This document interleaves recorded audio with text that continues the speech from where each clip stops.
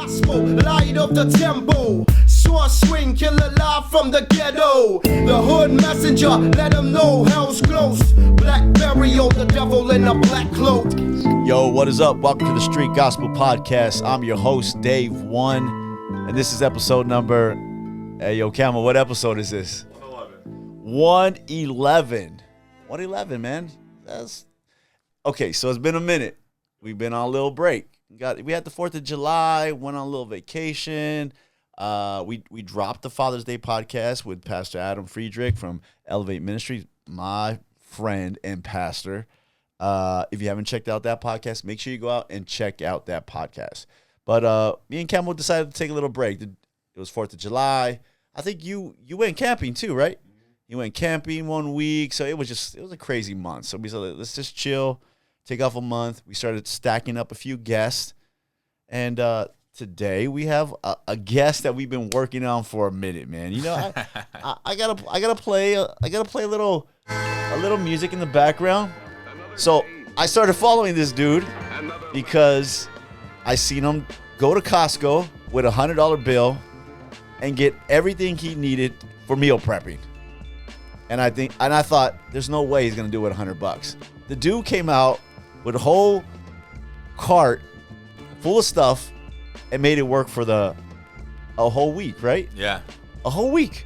So I was like, who is this guy? So I started doing my research, and I love what he was talking about, man. Good, solid stuff. So he is a believer, a father, a husband, a Huntington Beach boy, all the way. When you see him, you're going to know he's all the way, man. It's only one city he's from. There ain't no doubt about that. You would guess. He's a social media influencer. He probably doesn't like to be called that because he's an old union guy, trade guy. But I want to welcome to the Street Gospel Podcast, Mr. Jimmy Queen. Blessed to be here, brother. What's up, man? Congrats on 111 episodes, too. Like, if you're forgetting what episode you're on, you're doing pretty good. You know, I mean, that's our stick. I always forget. He always remembers. He always remembers. So I always say, hey, Cal, what episode is this? Yeah. So that's kind of like our go-to thing. It's you got some things that you do on 100%. That constantly you do. Yeah. Like I always trip out. He always ends with remember to say thank you and the thing too. And my wife's like, why do you always do that? I'm like, I don't even know. It just starts to happen. Send it. You know, it's just like that's how the big dog thing was. It just becomes your opening line and your closer and all of it, you know. I mean, when you just go with it, whatever works. It's easy to remember. It's who you are. Yeah. Just go with it. It's just who you are. Yeah. You know, like let it fly. And like can't change for anybody. So Like at work, I'm working. All the guys hit me up, and they're like, "What's up, Dave? How you doing today?" I'm like, "It's tough on the streets, man." And they just look at me and laugh. But that's my go-to line. Yeah. So everybody now, yeah. Hey, Dave, it's tough on the streets today. A little bit. Yeah, I love that, dude. It's great to have you, man. I'm stoked to be here. Thanks for coming out. Glad we made it happen. I know. Chad made it happen. Haley made it happen. Yeah. I was like, you know what always trips me out is, I think a lot of people don't realize, like, when.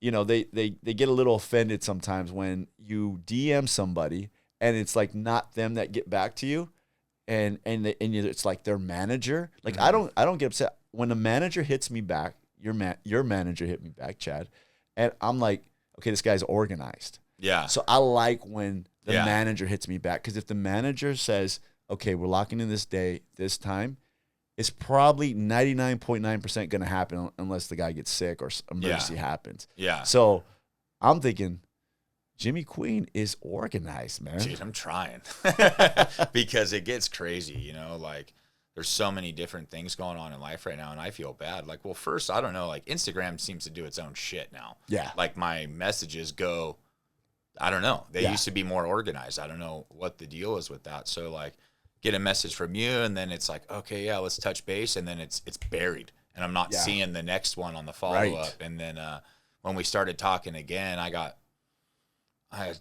this stuff going on with thank you, like a couple new drops coming. I got those lined up, trying to get organized, you know. So I have those lined out, and then some stuff with going on in just the personal life and everything else, and then coaching. I hit up Chad. I'm like, hey, bro, like reach out.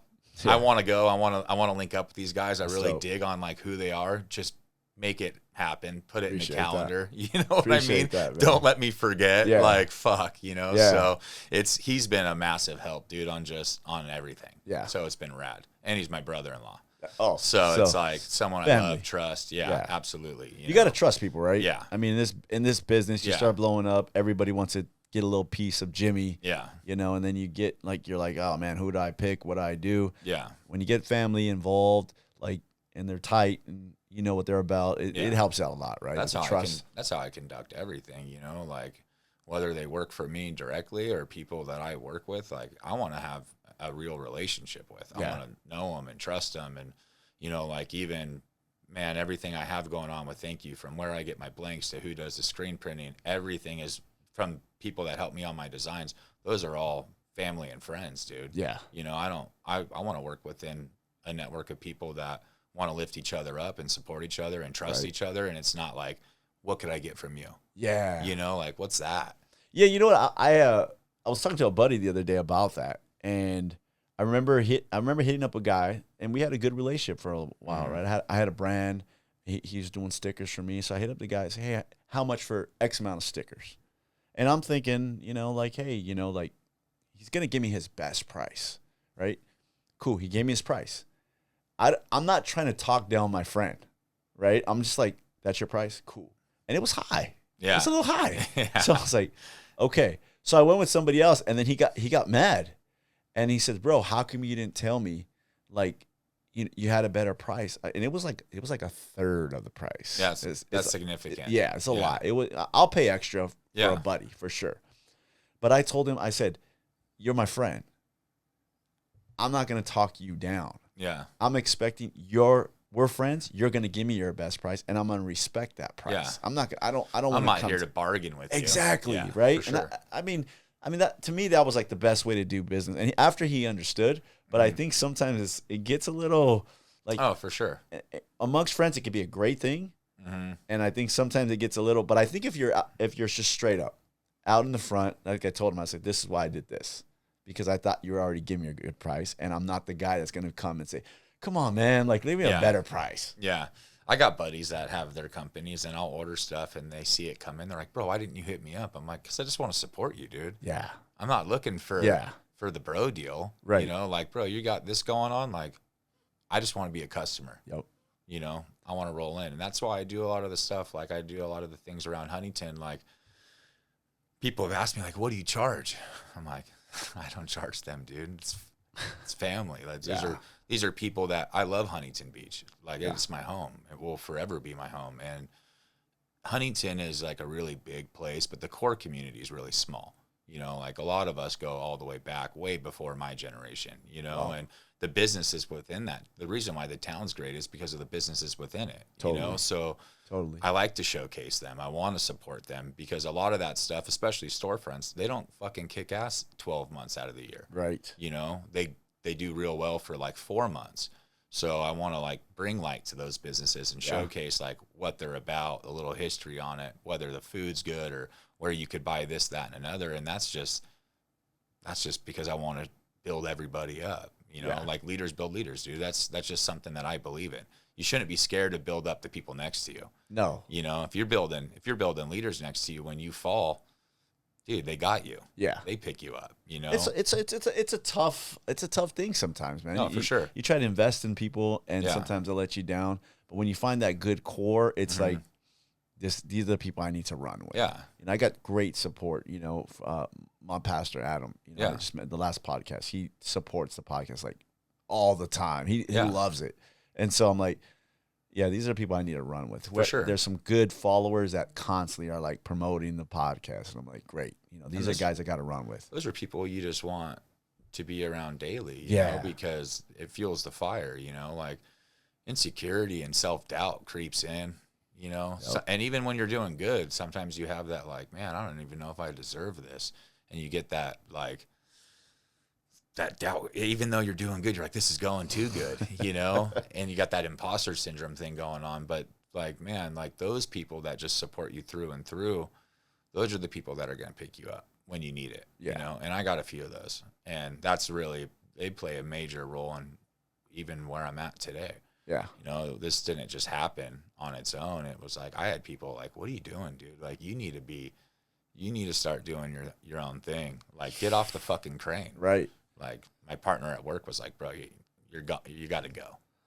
Leave. Done. Yeah. Done. You already outgrew it. Yeah. It's a trip. Yeah. What is, you talked about you get some unbelief in yourself. You get that? Yeah. Still.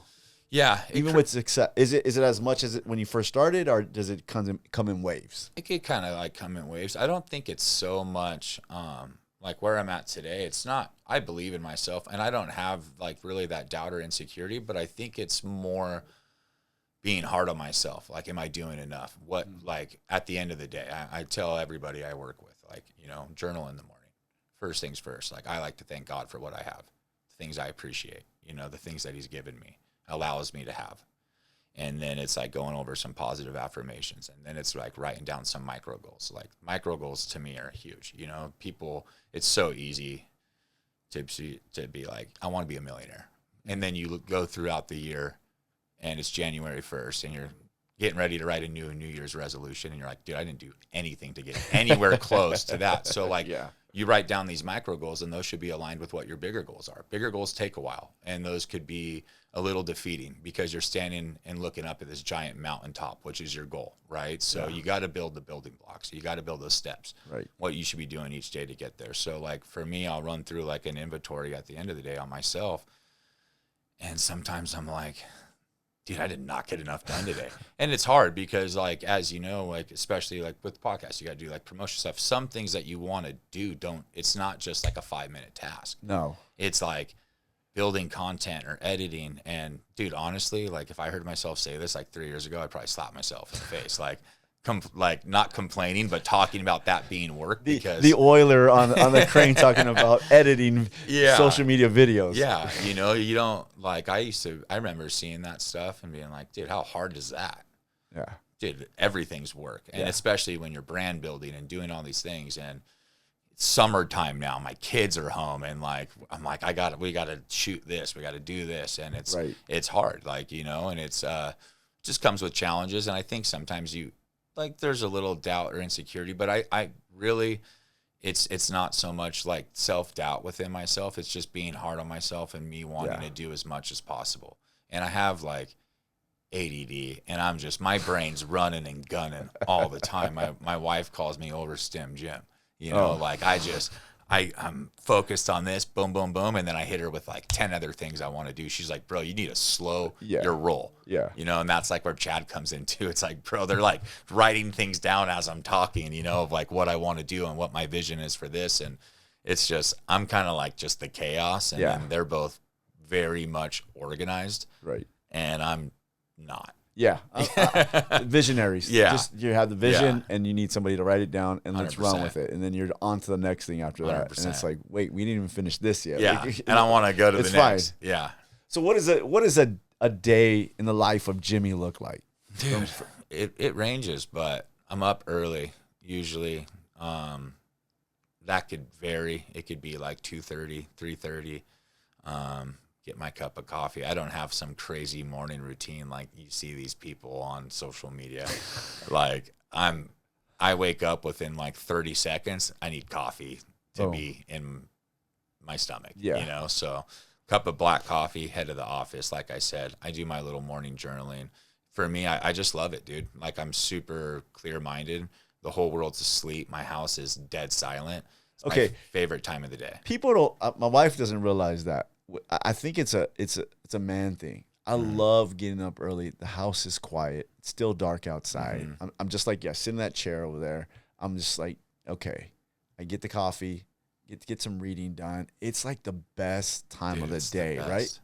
People don't understand that. Like all your thoughts are fresh. You just woke up. I think like sleep, dreaming, I think there's so much there that we're not really in tune with, you know. If you wake up, if you're like the person that gets up like 15 minutes before you have to leave the house, like, dude, you're behind. Yeah. Like you got to own the fucking morning, bro. Yeah. You have to own. If I don't own the morning, I'm behind the rest of the day. Me too. I'm 15 minutes late to every call. I'm going to be behind on everything. Yep. And I'm pissed. Yeah. You know, it sets my tone negatively. Yep. Because now I'm like, I have to cut myself short on my free time because there's things that we can't cut short when it comes to work, you know? So like, dude, it's just not a good feeling. And it's just getting up early, having the coffee, journaling, you know, having that like little moment of clarity of like whatever it was going on in my head before, and trying to put the pen to paper on that and get creative on what I want to do. And then also like how I want my day to go, get ready for the gym, kind of visualize there, like how I want that to go, what I'm going to hit, get in tune. And then it's like scoop a pre-workout, boom, head to the gym, knock that out, usually like an hour and a half, be home, you know, 6:30. The family's still Feels asleep. good, huh? Yeah. And then it's like my dog wakes up and he's the man. You know, I fucking love that dude. I feed him like better than any human eats, and get him going. And then it's usually like round up with the kids. I start taking calls usually from like 9 to whatever, depending on what day it is. I have like an open calendar on that. Talk to clients, check-ins with them, talk to consultations.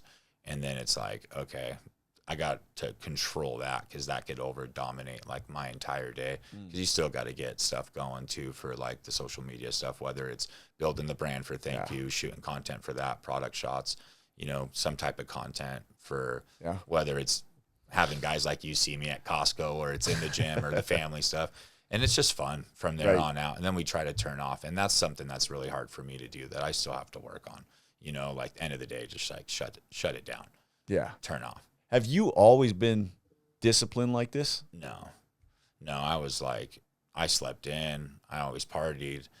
You know, I was not a morning guy at all growing up. It was like I was, you know, when I was in high school, we had surf class, you know, and I was fucking late every single day, you know. So I would think you'd be on time, but you're like, no. You know, I think you start to realize how important structure is in your life. Like I need structure in my life. I found that like through sobriety. You know, like I do very well with a regiment, a routine, a scheduled, structured day, like boom, boom, boom. And it feels good to check those boxes, man. That builds momentum. Oh, yeah. You know, that momentum's huge, because like so many people, like, I'm just not motivated. It's like, of course you're not, dude. I'm not motivated every day either. But I mark the freaking boxes, dude. I check off my to-do list. That builds the momentum. And over time, it's just like you start to really respect that self-accountability. At the end of the day, man, you got to give yourself, it's about self-respect. Yeah. You know, it's not about letting other people down. It's you, yourself. Everything in this world is up to you. Yeah. That's something that people don't understand. You know, it's really easy to look at you and go, must be nice, man. Like, you got your own podcast. It's like, no. Not must be nice, bro. Yeah. I grind. I have a job outside of this. I have a family outside of this. Yep. This is me putting in extra work. This is me, like, getting up at this time, knocking this out, doing this, so I could fit this into my life, you know? It's crazy. Yeah. A guy said the other day, he told me, he goes, you know what the difference between ordinary and extraordinary is? I said, what? He goes, extra. Absolutely. The extra. And I'm like, extra. That's so good, dude. It's just the extra. And it's the 30 minutes. Like, I'm going to wake up 30 minutes earlier.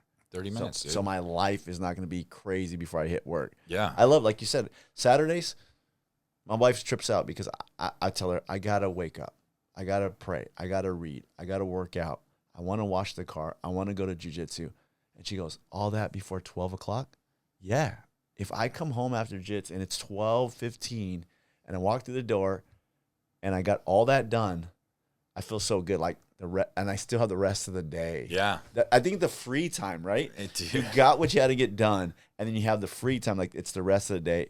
And I got everything accomplished already. And it's hard to be pissed, bro, when you knock out all these things in the morning. Like, dude, your attitude is solid. Like, I was putting surfing off, like, a lot, kind of like as the business stuff started to grow. And I'm like, you know what? I need to get back in the water. So what am I going to do? It's like, well, the gym at 5 isn't early enough. So I'm in the gym at like 3:30 or 4 latest. So I'm out of the gym by 5:30 to 6, which means I'm in the parking lot by 6 to 6:30. I could surf now till 8:30, and I'm home, and it's like I'm like 3,500 calories deep. Yeah, you know, I've worked out. I got a good pump. I feel good about that, and then I surf, and the ocean for me is just happiness. Yeah, you know, it's mental clarity. It feels good, bro. The salt, everything. I just swear I grew up. I belong there, you know, and I'm home, and it's like bro, bring it the fuck on. Yeah. You know, nothing's going to bring me down now. I'm good. I love you know, that feeling. and life's going to throw those like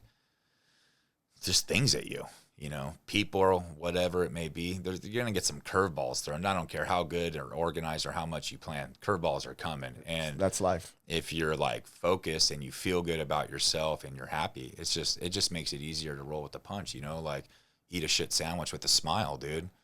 Nothing you could do about it. Things are going to happen. I love it. You're only in control what you can control. That's it. And that's it. Let's take it back a little bit. Yeah. How did Jimmy grow up? I grew up pretty good, you know, Yeah. like God was in my life from day one. So my parents lost their first son, which is like they started a family at 19, you know, they were kids. 21 years old, lost their first son. My older brother Mitch was a newborn, so they had no time to like shut down and grieve, and they had to like continue with life, which is I have kids. I couldn't imagine ever, you know. So really I think in a situation like that you go one of two routes. You self-destruct or you lean on God. And they leaned on God.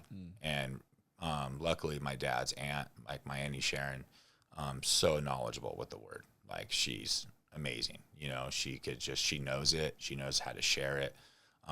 And she really helped my parents out when they really needed direction, you know? So as a young kid, God was just always talked about, you know, and building that relationship with him, like individually, and just kind of always having that person to go to, even as a kid, you know. But what came with that too was a lot of struggles. Like my dad went to alcohol, you know, and that just runs within my family alone, you know. So alcohol is just one of those things that we don't do well with. Like the queens just shouldn't drink in general. So, you know, like I have some family like that. Yeah. It's just like So like there was a lot of stuff going on. Like my dad, and I love my dad, dude. He's my best friend. That's Absolute dope. best friend in the world, you know, and there's nobody that I know loves me more than the way he loves me. Yeah. And but as a kid there was just dark times, you know. It was just hard stuff. Like he leaned on that, and I don't blame him. I didn't understand it as a kid, you know, the ups and downs and the why and everything else, but that was how he coped with the biggest loss of his life. You know, when you lose someone that you would die for in a second, a million times over for, it's like, there's just a pain that's just there. And I still see it today. Like I still see that pain with him and my mom. Like there's those moments, you know, and it's been 37 years. Wow. And probably about that. Like, and that wound is not ever going to heal. Yeah, it never goes away. So, pretty wild. They were actually living out in this direction at the time.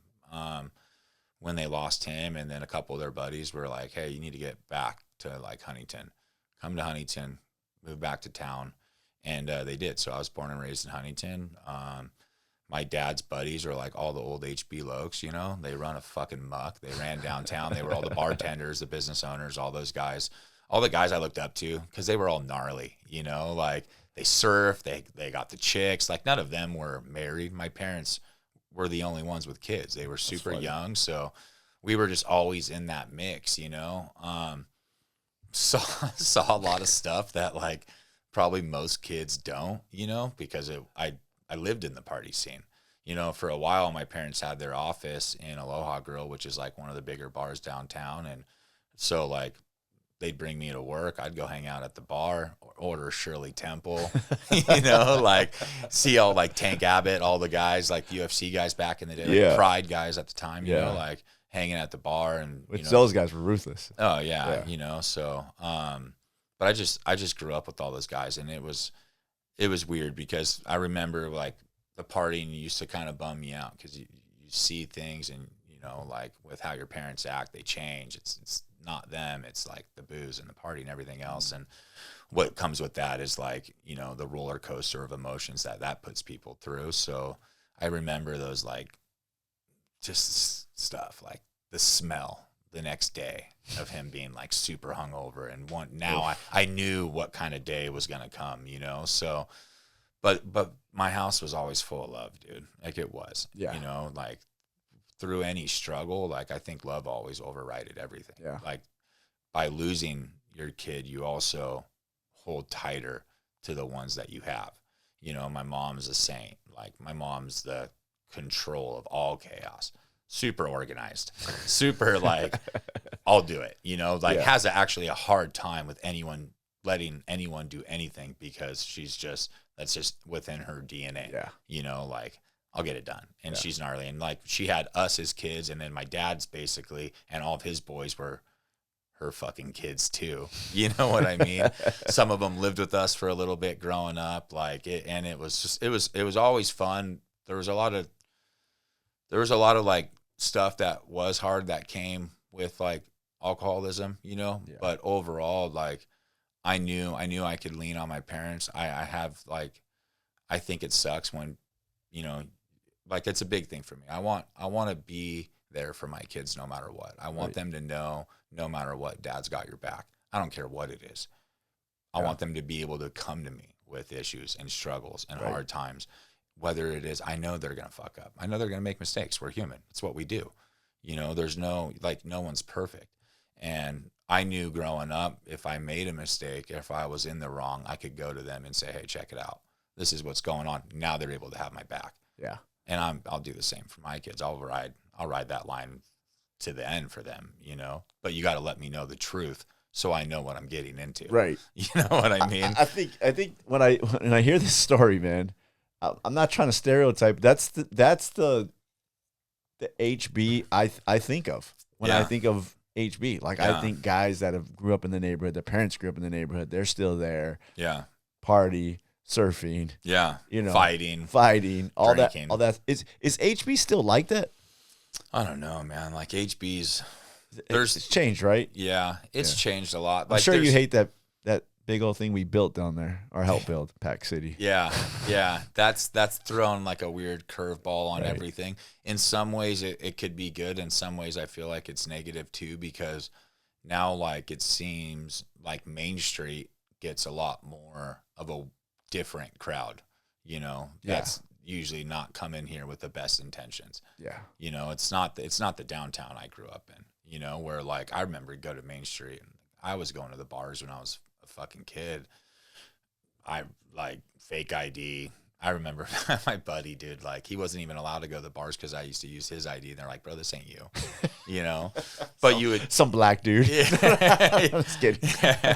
But like you'd go there, you knew you were going to run into X amount of people. Right.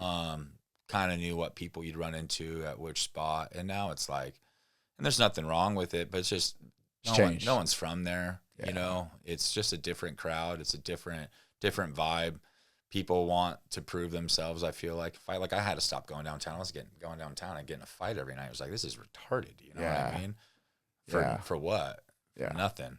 So, but yeah, it's changed a lot. I think some things could be for the good, and then some things it's like you just got to know where to look. Like I said, like the core community is always there. You know, I know when I pull into the lot, like who I'm going to run into at what time, that's cool. Where we all park, like you still got like, I got the solid core community still there, like of all the boys. And I love it because the boys are like every generation. That's what's so rad. You know, it's me. And then it's like the guys I grew up. Whose son is that over there? Yeah, exactly. Then you got the young guns, you know, and it's just cool because it really is like such a part of our life, you know, and it's from step by step. And we were talking before the podcast started, like your network, you know, and everyone, dude, Huntington, like it seems like everybody knows everybody, but like everyone has connections because everyone's coming from different industries, you know what I mean? And some super solid connections that are worldwide and international, you know, whether it's like you're looking into clothing brands or whatever, boards or cars or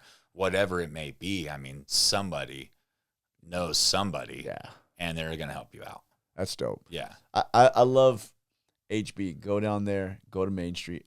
The best thing I loved about HB is I remember during COVID, and I remember being, you know, I really was just going crazy, like, you know, and just locked up in the house. So my wife has to go and get her hair done. And so I take her down to her friend's house, and I tell her I'm going to go to Huntington Beach. I'll just go on the pier. I was tired of being in the house. Yeah. lockdown, whatever, all the stupid stuff. I'm like, I go down to Main Street. I mean, we're in the height of COVID. And everybody's in the street. It's had the cranking, benches, dude. and it's cranking. And I'm Yeah. like, it was like visiting a whole nother, at this time, you know what I Yeah. mean?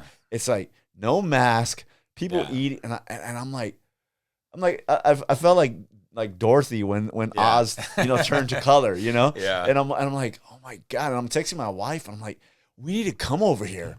Like, these Yeah. people are out here, they're just chilling. And I go, we're over here, can't even eat outside, or you have to take your food and go home. And I was Yeah. like, something's different about HB, and I mean, I love it. It was great, So I think during that time, it was like, oh, I see what HB is about. Yeah. I mean, but is HB about? Is it a locals only thing, especially like the surf thing? I mean, you hear that everywhere you go. Like, don't come here. This is our spot. Is that? I mean, It used to be, Yeah. there used to be some, like, they used to run, like, it doesn't have a good rap because of some of the history that Yeah. comes from within it, and like who the people were and what their beliefs were and what they were about. But now it's like, it's different, dude. Like, the thing is, I think it's definitely like, don't come here or locals only. But I think when it comes to surfing, it's kind of one of those things like, don't not come here. But if you don't know how to surf, like, think about where you're putting yourself. Yeah. You don't need a paddle out at the pier. It's like the busiest, most crowded spot, and you're just putting yourself in a danger zone for no reason. So like, people get pissed. It's already crowded. So like, if I wasn't from Huntington and say I didn't know how to surf or something, like, that's the last place I would choose. Just go down the beach a little bit. Yeah. Like, just so like you're not get in the way or hurt yourself or hurt someone else, because it's chaos. Yeah. People everywhere. You're running Right. over people. Like, it's kind of a shit show. I don't really see anybody getting in Jimmy Queen's way. I've had guys. I see them bailing as soon as you come barreling down. Yeah, I try to stay cool in the water. I want to do it to have fun, but I've been there. Especially when I was younger. Like, I was a hothead, and I was waiting for someone to say something so I could do something, and I think it's just being immature and Right. young, Yeah. So you learn. You should Right. live and you learn. There's some of the older guys that I'm like, bro, you're still screwed. Dude, you're gonna die. Still dude. wanna You're gonna fight have a somebody heart in a attack. parking lot? Yeah, you're so pissed. Still All- slashing somebody's all tires. the time, dude. Like, I just can't help but laugh. You Right. know, like, bro, you're still screaming at everybody. That's funny. Like, good for you, I guess. You're super consistent, But dude, like, 30 years later, still Yeah. yelling at people. yeah, it's not worth it. Yeah. But it was really cool, dude. Like, being a kid and having those guys in my corner that I grew up with. And it's funny, man, like, they were all knuckleheads, and my parents being in the situation they were in, like, my mom and dad were like, would get you, like, they would talk about God and stuff. These guys have never heard about God. They don't know nothing. Wow. They weren't raised in that environment, So I remember they would like fight it, but now I'm 35 and I talk to all those boys and they're like, it's so cool. Like, they're so open to it. And Yeah. my parents were always that, like, consistent thing in their life that was like, they never cared. Like, they would always be like, praise the Lord. Like, all those things are prayer. And Yeah. people are like, what's going They on? weren't Like, used to that super stuff. uncomfortable. And like, I remember being like that, especially as I got like a little bit older, like, Yeah. it's so funny. Like, why are you embarrassed or uncomfortable to give God some praise? People get like that sometimes. It's weird, like the reverence, right? It's just like you grow up with it. It's a natural thing, and even if you talk about it just a little bit, families are kind of like, hey, and then you go to you think everybody grows up like that, Yeah. right? And then your friends come over and like, yeah, we don't go to church, we don't. God, Bible, what is that? Yeah, You know what I mean? for sure. It's weird. Yeah. But it's always good to have that spot. I think my family was like that too. They had Yeah. this spot where my friends would come, Yeah. and they knew my parents were in church, and they'd come, and Dad would pray with somebody and help somebody out, encourage somebody. You need something, and that was a cool For place sure. to live. For sure. A cool place to be. Yeah. My house was always a safe zone. you Yeah. know, like, too safe. But, because we'd party and do whatever. But, So where did it go wrong for Jimmy? Mm, Where did it start going south? I don't know if, like, there was ever, like, a moment where things went south. It was just life, kind of, Yeah. Because it sounds like you you had a great home. I mean, Yeah. a solid home. Yeah. You know what I mean? Some issues like everybody has, but a lot of people don't grow up with a father, mother, Yeah. you know, in a community. Yeah. And that was one thing, through the chaos, through the gnarly nights, the fights, whatever it may be, which were usually like caused by alcoholism, you know, like the fucking screaming but all of, like, at the end of the day or the next day or whatever, I always knew my parents loved each other, you know, like, and that was cool to see as a kid. Yeah. Like, I know no matter what, like, they're going to, like, work their shit out. Yeah. Most people will never make it through a death of a child and stay together. No. You know, and we just had that. So that was super cool. But like with anything, man, like I have an older brother. I always wanted to prove myself. You know, he beat my ass my whole life. He grew a lot sooner than I did. He was more calm, where I was pure like spaz mode. Like I just used my temper to fight, where he would like sit back, use his like reach and just to get me, you know. But like growing up, like his boys too, like they were way ahead of their time, and which put me way ahead of my time, because I always wanted to hang out with them and I was always rolling with them. So just a young age, man, like I was, you know, 6th grade, it was like, okay, it's on, you know, like hooking up with chicks and taking bong rips and drinking, and that just slowly, it was controlled, obviously, you know, like it wasn't like, oh, I'm just off the rails. It's just, that's what we did on our free time. Yeah. You know, like, I don't know, I think 11 years old. I have a 14-year-old. I'm like, bro, I trip out because she's so good, you know, so lucky. Like, yeah. And she's so innocent, you know. Yeah. There's things that I just knew at such a young age. So like kind of growing up with those guys, rolling with them. And then, you know, like Buddy, like they were all, a couple of them were like dealing and stuff. And one went on vacation and he's like, hey bro, just like run it for me while I'm gone. And I made like a couple grand. I was like, dude, this is legit. This is easy. Yeah, this is really easy. So like I just slowly slipped into that. And, you know, high school, like I was going to high school because it was just built-in clientele. It was easy. Yeah. You know, and like my teachers would be like, bone out. Like, where have you been? It's been 45 minutes. I'm like, don't worry about it. You know, like I just made more money than you did. Yeah. You know, and then at that time we're looking at like the recessions coming. Yeah. Parents were at the time in the mortgage business, so that's like gone. Yeah. You know, and it was like, all right, well, I'm good. Run it myself, you know, and I could support myself and do what I want to do, and kind of, I just was an out of sight, out of mind with my parents. I was easy to them to raise. I was just gone, you know, and I was always like that, like from a young age, like, you know, 4th grade, 5th grade, riding my bike to the beach, surf for 8 hours a day, be at the beach for 12 hours a day. Like I didn't cause no problems. I needed $5 for a slice of pizza. The good old days. Yeah. You know, I was like, I needed the bare minimum, dude. Nope. You know, so when it came to like doing things myself, they knew I was like a good person. Whether I was making good decisions was another thing, which I wasn't, but I was a good person still, you know. Fell into that, you know, and that kind of like definitely took up my time, and I didn't want to, like, the problem with that is you start seeing the world a little differently, and how you could hustle and make money and these other things, and you got these teachers telling you what you need to do and what you need to learn, and I'm like, I don't give a fuck. You know what I mean? Who needs math? Yeah. Like, I know math because I'm weighing it out. Yeah, you know what I mean? Know. Yeah. I know how to use a measuring tape. Yeah. I know how to use a scale. No. 2 + 2 is 4. That's it. I could count bills, dude, you know? So, ran into all that, and it was pretty innocent at the time, and then it started to get bigger and bigger and bigger, and then, like, you know, fresh out of high school, moved out with my best friend, and that was like huge eye opener on how like bad things can get, like, real quick, you know. He was a full-blown addict, which was just super gnarly. Like, I never understood how bad things can get until you're like living in it, and you see the life leaving them. A little scary. Every day, you know, like slamming dope, shooting coke, shooting speed. Like, I'm doing coke. I didn't know he was like slamming it in his neck, you know, and it's just, and then we had another roommate. It was me. I sold drugs. they did drugs, and we had an iron worker and a crane operator at 18 years old. You know what I mean? It was just, You're living rough, man. dude, these dudes are making money. They're going to work on no sleep. They're fucking loaded. Every single night was an absolute party. Every night, 7 nights a week. Our house was disgusting. It was so bad.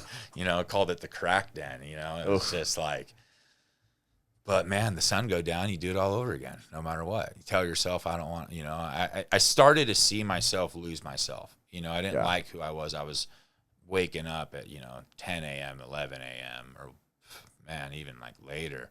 And then you get up and it's like, you feel like crap, figure out. I stopped working. At the time, I was working out before that. I loved being in shape. I loved fitness. I surfed all throughout high school. I played sports. And then I just let it all go. And it was just, my whole life became about the party. And it's kind of like you go from it being a party to just like using. Right. Because you're doing it when like no one's around. Right. And that's part of your routine now. You know, that's part of your structured regimen, which is like an 8-ball of Coke in your pocket and a bottle of Jack. It's not partying no more. No, it's like a habit. it's not fun anymore. Yeah. You know, like if you're not a depressed person, you're going to find yourself depressed and you don't even know what that feeling is. You're like, what is going on? Like, are you thinking about tomorrow in this whole process? Or are you just living for the day? No, I was just cruising. Yeah. Yeah. I just no thought. It's crazy to be tomorrow. that young and just, you're not thinking about anything other than right now. Nothing. What am I going to eat? Or what am I going to do? Or what? Yeah. And then when you do start to think about tomorrow, you kind of start to feel like shit about yourself because you got a couple of people that you grew up with or that, whatever, and they're like doing stuff with their life. And I'm like, man, I'm like a burnout. I'm that guy. 18-year-old burnout. Yeah. Like I'm not doing anything with my life. Like where do I go from here? I'm not going to college. I didn't focus and pay attention in school. It was an easy ride for me. I didn't capitalize on anything I should have or could have learned while I had the free time. You're stuck in a classroom, dude. Take something that you could benefit from, right? Or try to. And my best friends are like strung out, and all of a sudden, like some of the dudes I used to surf with and all that, and like work out with, like they're doing that. And they like look good, and I'm like just going in a complete different direction. And then you want to get back to who you kind of used to be. When there was like some light about you, you used to have that like spark in you and it's not there. And, you kind of got to realize as I look back now and I used to be like, oh, I want to get back to who I used to be. I want to get back to who I used to be. But it's never about getting back to who you used to be. It's about who you could become. Wow. Because everything that you've gone through, everything that you've done, you're stronger today than you were then. You just got to get your shit together and focus on who you can become because you're a lot stronger. You could tomorrow, that version of you is always going to be stronger than the version of you from the past. People chase ghosts. They're looking back at something that don't exist no more, gone. dude. That version of you's gone. It's good. You've evolved. Yeah, you've gone through some like hard shit, but those hard times, those struggles are what build you into who you're meant to be, man. I think a lot of guys fall into that. Yeah. Even with like fatherhood or everything, right? Like they like you weren't there for your kid. Yeah. But your kid's only 10. Yeah. So you're going to be your kid for the next however long you live. So try to be a good dad going forward because you lost that. It's done. And some guys, I think a lot of times guys will go, I was a horrible dad, and so forget it. Yeah. I screwed up the first 10 years of their life. It's done. I messed up. There's no going back. It's like, no, you got a whole second half of their life, more than the second half of their life, to be a good dad. Don't give up. Like, let it go and move forward. I think a lot of guys get stuck in that rut of like, it is what it is. I'm a jerk or they just want to quit. Yeah. You don't. That's the thing. Like, they think they failed. Yeah. You only fail when you quit, bro. That's crazy. It. Second you quit, you failed. Yeah. And that's why, like, I look at everything in life like, bro, you can't beat me in anything because I'm never going to quit. Yeah. You might do better than me. You might be ahead of me, bro, but you ain't going to beat me. That's what I'm saying. You know what I mean? There's no quit anymore. Yeah. And, like, at that time, 18 into 19, I've known my wife since middle school.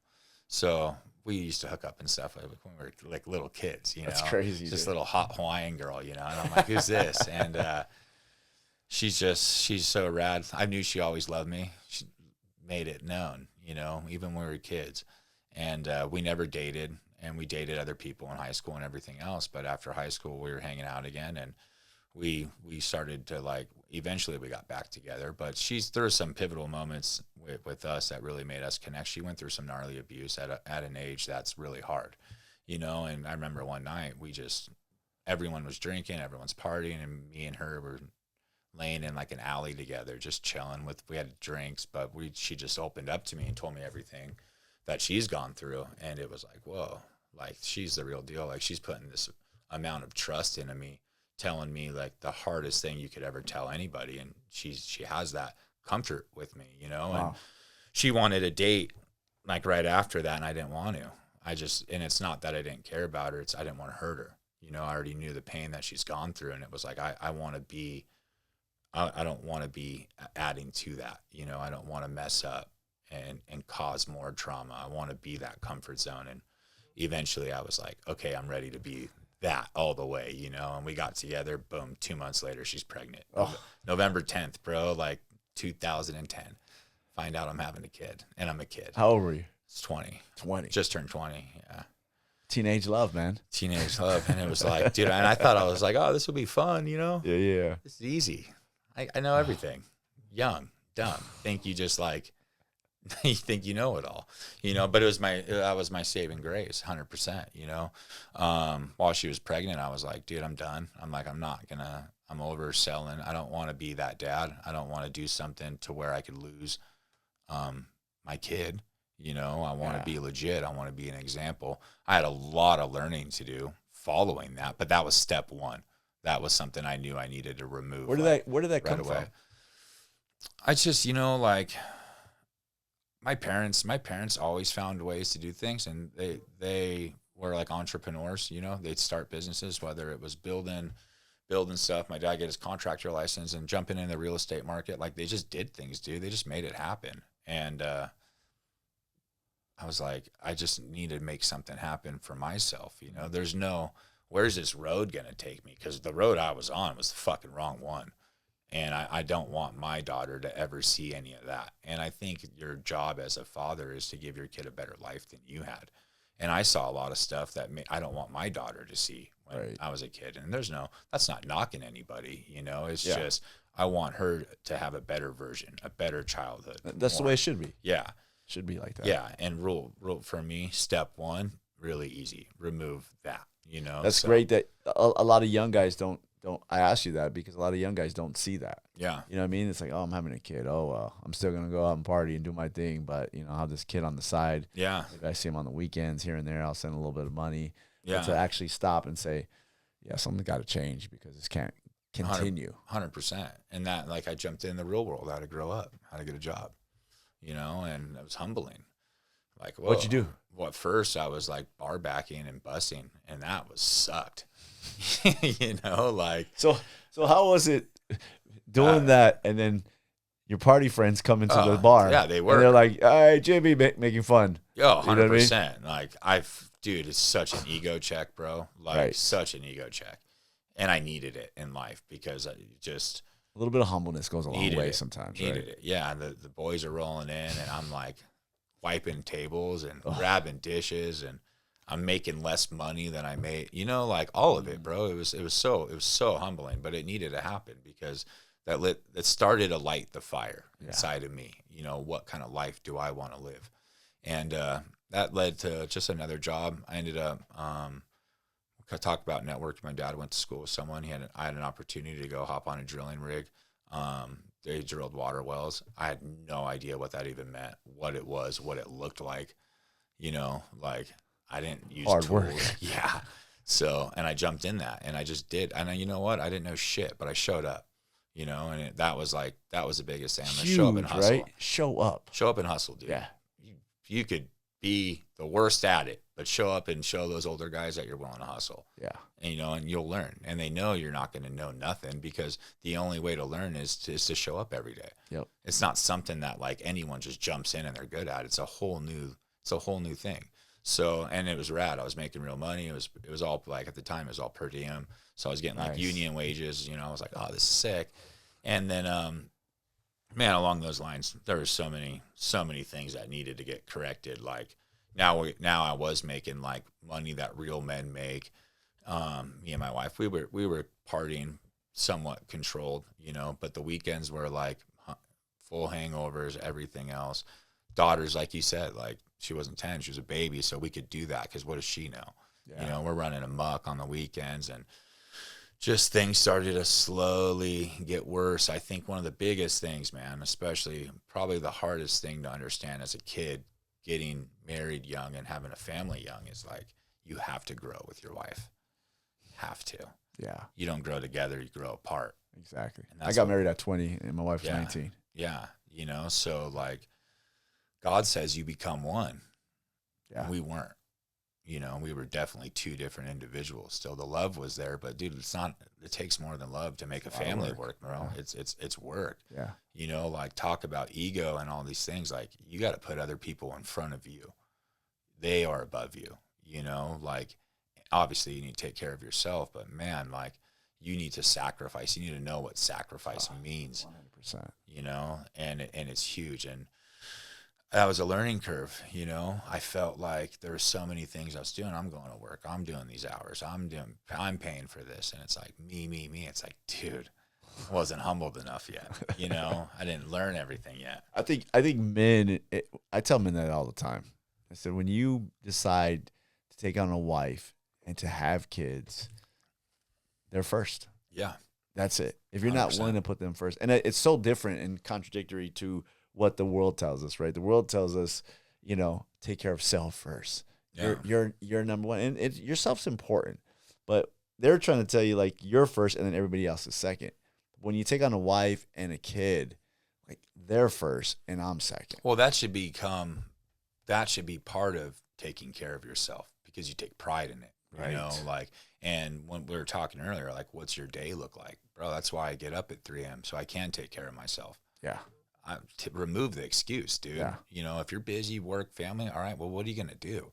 We all have 24 hours in a day. All right, well, if you work at 6 a.m., dude, get up at 2:30. Got to get up early. early. At 3. Yeah. I have to take care of me, you know, Right. like that, because by taking care of myself, I'm able to show up for them. Yeah. You know, and I just choose to do it. That's the sacrifice. Yeah, that's the sacrifice, you know. There is no 3 o'clock gym sesh when I want or whatever. It's like, no, dude. It's dark 30, no matter what. The whole world is always going to be asleep when I'm in the gym. Yeah. You know, and I do that so I can make myself stronger, so I could have that. I need that structure. I need that routine. I need to feel good. I need to feel good about myself. Like, you do need to have self-love, you know, and that's a weird thing like men don't talk about, men don't really understand. But, bro, like, you don't love yourself, you're not going to give your family the version. How are you going to love them? Right. You know, you need to be proud of who you are. But to be proud of who you are, you need to do things. Yeah. You need to stop talking about it. You need to stop thinking about it. You got to start doing it, you know, and it feels good. It builds that momentum, you know, like you accomplish something. And that's what I love about the gym. You accomplish something every single day, dude. Every day. I tell dudes, if you don't have anything, you don't have money, you don't have a car, even if you don't have a job, there's no reason why you should not be fit. Go to the gym or go outside. Yeah. Do whatever you got to do. Work out, get fit, and you're going to feel way better about yourself. Confidence. Even if you don't got a lot of things going on for you. Mm-hmm. If you get fit, that's like half the battle. You're going to be walking with your head higher. You're going to feel better about yourself. You're going to be more healthy, or you're going to have more energy. You're going to be better. Just do that first. All of those things. You just nailed it.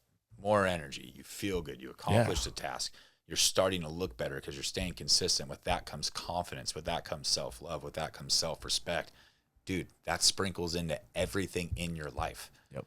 You look at yourself different, which now people look at you different because you are carrying yourself in a different way. Right. You know? Bro, if you're the guy that always sleeps in, is always late for work, that doesn't eat the right food, that doesn't give himself the attention, that doesn't go to the gym, dude, you're going to be lacking confidence. People are going to see that. Yeah. You know, like, and it's because they see it because you see it. Yeah. You know, you don't respect yourself. Like, you don't feel good about yourself, you know, and it's like, it's hard. It seems impossible to make changes, and it's not. It just starts with day one. Yeah. Just do something. Like you said, go outside, man. Like, go hit a couple push-ups in the sun outside and, like, walk around the block. Build a little sweat, somewhere. Get that heart rate a little bit up, you know, and it's like, that's huge. And that's, I know, at certain points in your life, that seems damn near impossible. It really does, but it's not. Yeah. You know, and that was something like, it's just, we all have our own path, you know? And I was that like being in my 20s, raising a family, I saw a path, and I wasn't aware. I just thought that's how life goes, you know? Really? I was Yeah. going to ask you that. Did you just think that, hey, I saw my Dude. dad, this is how they did it. I'm going to be one of these old dudes Yeah. cruising Huntington. Yeah. Well, and know. like people at work, bro, especially in the blue collar world, like most of their marriages are like not good. Yeah. I wasn't happy in mine. Just providers. Yeah. right? It was just like, it was like, oh, this is just, dude, everyone seems to have the same story about their wife. Everyone has the same outlook on that. Like, show up, work, make money, spend money, do it again. Put food on the table. They Yeah. have a roof over their head. That's all Yeah. they need. And it was like, oh, this is like, this isn't for me, you know? Like, I don't want to have that life. Like you said, ordinary and extraordinary. Like, I got to learn what the extra is. What do I need to do? Yeah. You know, there's no one there to teach you this stuff in life. You got to start doing things. And, you know, a big moment was one day Conor McGregor fought. He fought Eddie Alvarez. Yeah. Like, I loved Eddie Alvarez Yeah, too, man. That was my guy. he's a cool dude too. Yeah, you that know? was my guy, man. Yeah. That was, Back in the Bellator days, I mean, Eddie was my guy. yeah, he's a beast. Conor pieced him I up. know. It's like maybe his best performance ever. I partied that night so hard, dude. I just, whatever we had, anything we could get, we did. And I remember I felt sick for like a week. And looking at my daughter and looking at myself in the mirror, and I was so fucking sick and tired of being sick and tired of myself. You know, another weekend blown, another day blown. Felt like shit at work all week, and I was like, I'm done. And I just dropped it. I didn't have any intentions. I didn't know where it was going to go, but I knew it needed to stop. I knew it wasn't aligned with what I wanted in my life anymore. And man, that was a pivotal moment in my life. Absolutely, 100%. It was God. You know, the things that followed aren't just something that happened. It's God, me finally listening to God. God has a plan, but you got to give him the discipline, dude. Yeah, you know what I mean? for sure. People could pray for things that they want, but you got to show up for him too. Yeah. Every relationship goes two ways. And when I started showing up for myself and tuning into him, things started to fall in place, in order. It's so great that you said that, because I think with the discipline part of that, what the Bible says, draw near to God and he will draw near to you. Mm-hmm. In other words, it's up to me. It is. He's always going to be right He's there. there, man. But if I want to get closer, I got to draw nearer to him. Yeah. Anything can happen, you know, and people will pray about things, but what's prayer without action too? Exactly. You know, so you can't just ask and do nothing. Yeah. You know, And have the works with the faith. Yeah.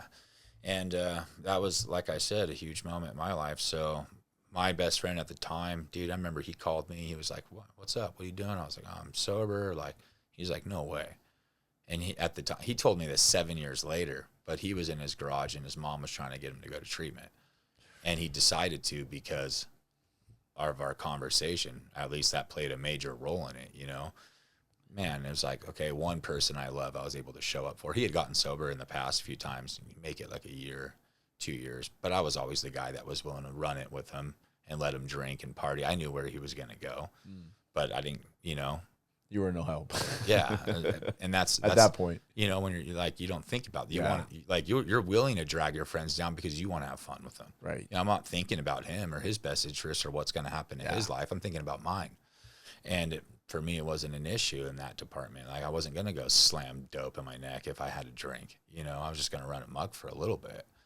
But for people like him, it was a whole nother level. You know, he was on the fast track to prison or death, you know, and he already had cases building up. So that was like the first thing. And then really, my wife was struggling too. And I think, man. Are you both addicted? Like, I have no control when it comes to like alcohol. My wife is full blown like addiction to like uppers, and you know, like she got super hooked on her prescription pills, which is just something with doctors that just pisses me off. You know what I mean? She was getting multiple scripts. She's not the only one. It's an Yeah. epidemic in our country for sure. Yeah, and that that was like really what brought me to my knees in life. You know, I thought things were going okay for a little bit, but there's so many situations in my life where I still, even though I was sober, I didn't change a lot of the things that I needed to change. I didn't rewire my engine. I wasn't putting in the work. I was just sober, you know. I had gotten sober, gotten baptized, which was huge. And that was a great step. I was the only person in my family that wasn't baptized. And that wasn't because I didn't believe in God, but I did have some like resentments towards him. And it was like, you know, a lot like growing up, my dad would preach when he was drunk, and like all those little moments, you know, those things where I felt embarrassed or angry. It was like, it always was followed because of like alcohol, and then God would be talked about, and it just would piss me off. Yeah, it wasn't, It had nothing to do with my relationship with God. It was just something that I didn't know what to do with those feelings, and I put them on him. Right. You know, where I look back at it now, and it was like, man, even like for my pops, like him at his lowest, like God was reaching out to him. God was putting his hands on him. He's remembering him. Yeah. And my dad knew that, you know, and I think that's why he would talk about him, because even in his lowest lows, it was always, he knew God. He knew was that there. was the answer. Yeah. So I made that step. It was, you know, I wanted to get baptized. I wanted to get sober, and I started to, and things were going really good for a little bit, you know, but I started to kind of like I said, relationships go two ways, man. And I was like, I could do this shit myself again. You know, I wasn't humbled all the way enough yet, man. And these things were coming up in life, and I always looked at it like I was just putting Band-Aids on bullet wounds, bro, in my marriage. I didn't want to talk about it because I didn't want to deal with it, because I knew it was going to come with work. You know, I knew that communication, those things I needed to face was going to be followed up with a bunch of work and energy. It's a lot of men right now. I didn't want to deal with it, dude. Yeah. So I just put a Band-Aid on it, let that door close. I'm already working 12 hours a day. I'm already working 14, 16, 18-hour days. The last thing I want to go deal with is that. I'm providing the check. I'm doing this. I'm going to go to work. I'm going to hit the gym. I'm doing me. And then as me and my wife are just going complete opposite directions. You know, We don't have anything in common anymore. And like I said, I just thought that was normal. That's life. That's marriage. Marriage kind of sucks. Yeah, I'm sober now. I'm doing great now. Yeah, I'm doing way better than I was yesterday. Yeah.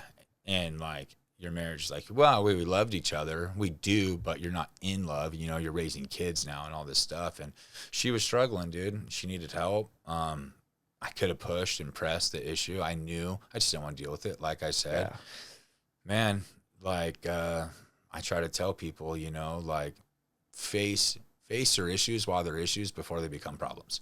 Yeah.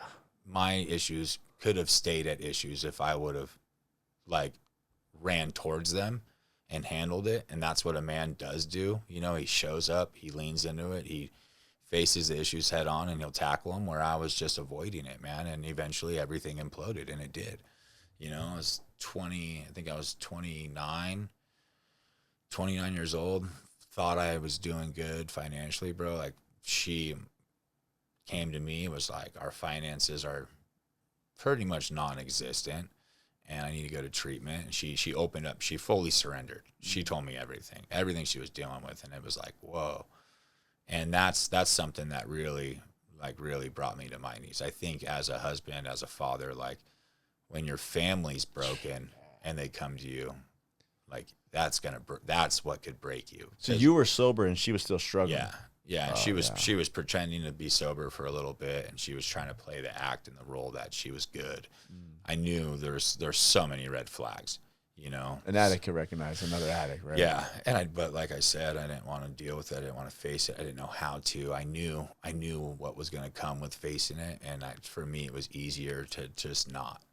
And it's such not a good way to live, you know. So she went to treatment, man, and that was hard. I was scared. I've never been so scared in my life. Why? You know, just I was alone. I had my kids. I had work. I didn't know what tomorrow was gonna look like. Wow. You know, and I went back to God again. How long was she in there? 3 months. Okay. 90 days. We've never not seen each other for any period of time like that ever. It was brutal, you know, and I didn't know what was going to come out of that. Like, I at the time I was so pissed and scared. I mean, every single emotion, but I was like probably thinking like, this marriage needs to end. You know, I need to move forward. I need to put my focus on me. And at the time, it was super cool, man.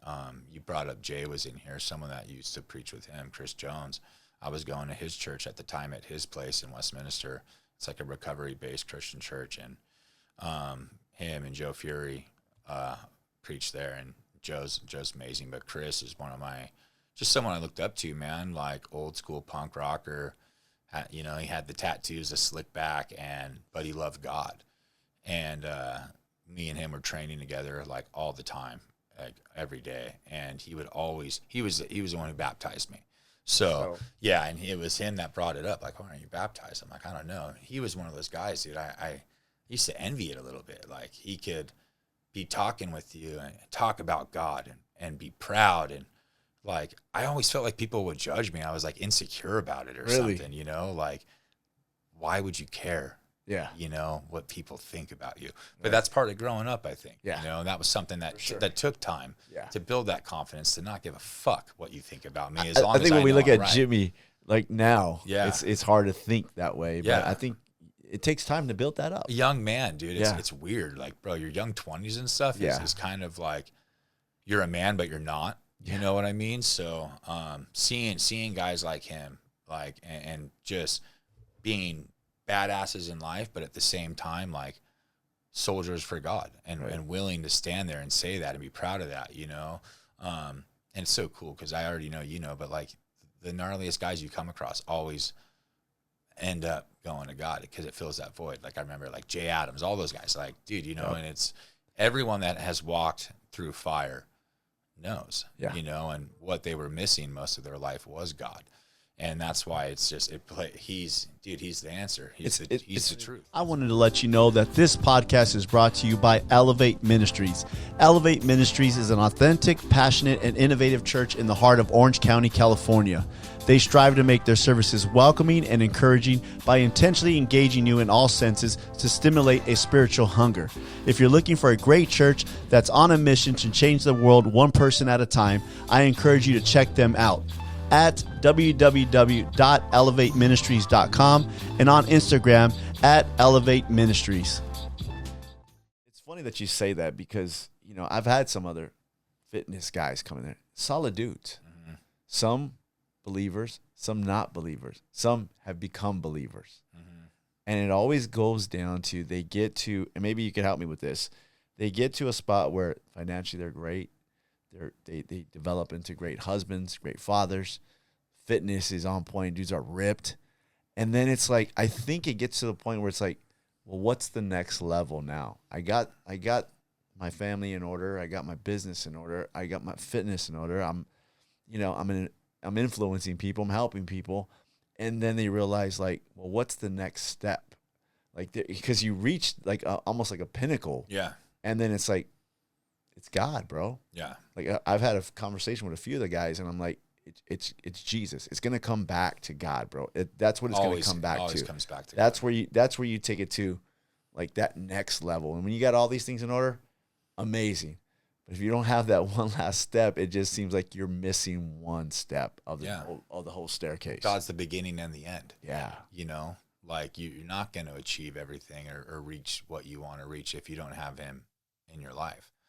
And man, like, it takes time, like you gotta dig in, you gotta dig in deep, you gotta build that relationship, you gotta educate yourself, and I tell everybody, like, I'm an open book. That's why I put it out on social media. Like, bro, I'm open with my faith. I'm open with my sobriety. I'm not going to push it on anybody, but I'm never going to hide who I am because I wouldn't be here today without those two things.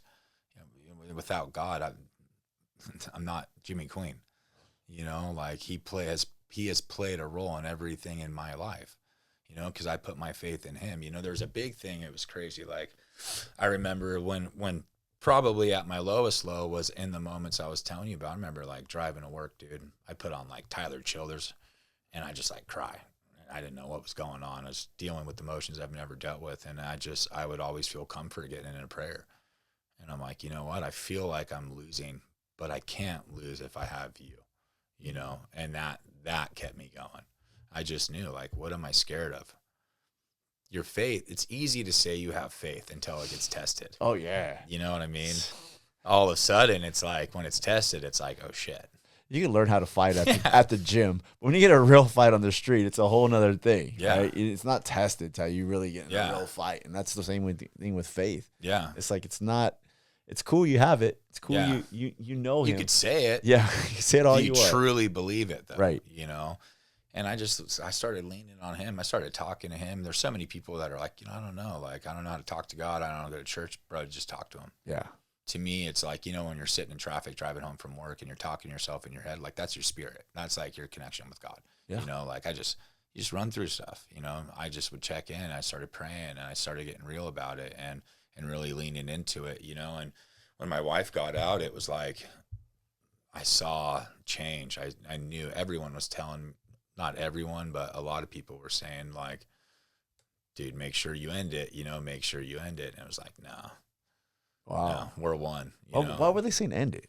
Just because there was just Too much, too just, hard? It was chaos, yeah, and all the stuff. There was, anything that comes with addiction, bro. It's always lies, finances, all these things. And when you lose trust in someone, it's so hard. But another thing in the Bible, bro, are you gonna forgive or no? Yeah. And that was one thing I'm most proud of. When I saw her make change, man, and I knew I wanted to give it another shot. I knew, like, we were married. I knew it was something that I wanted to put real effort into.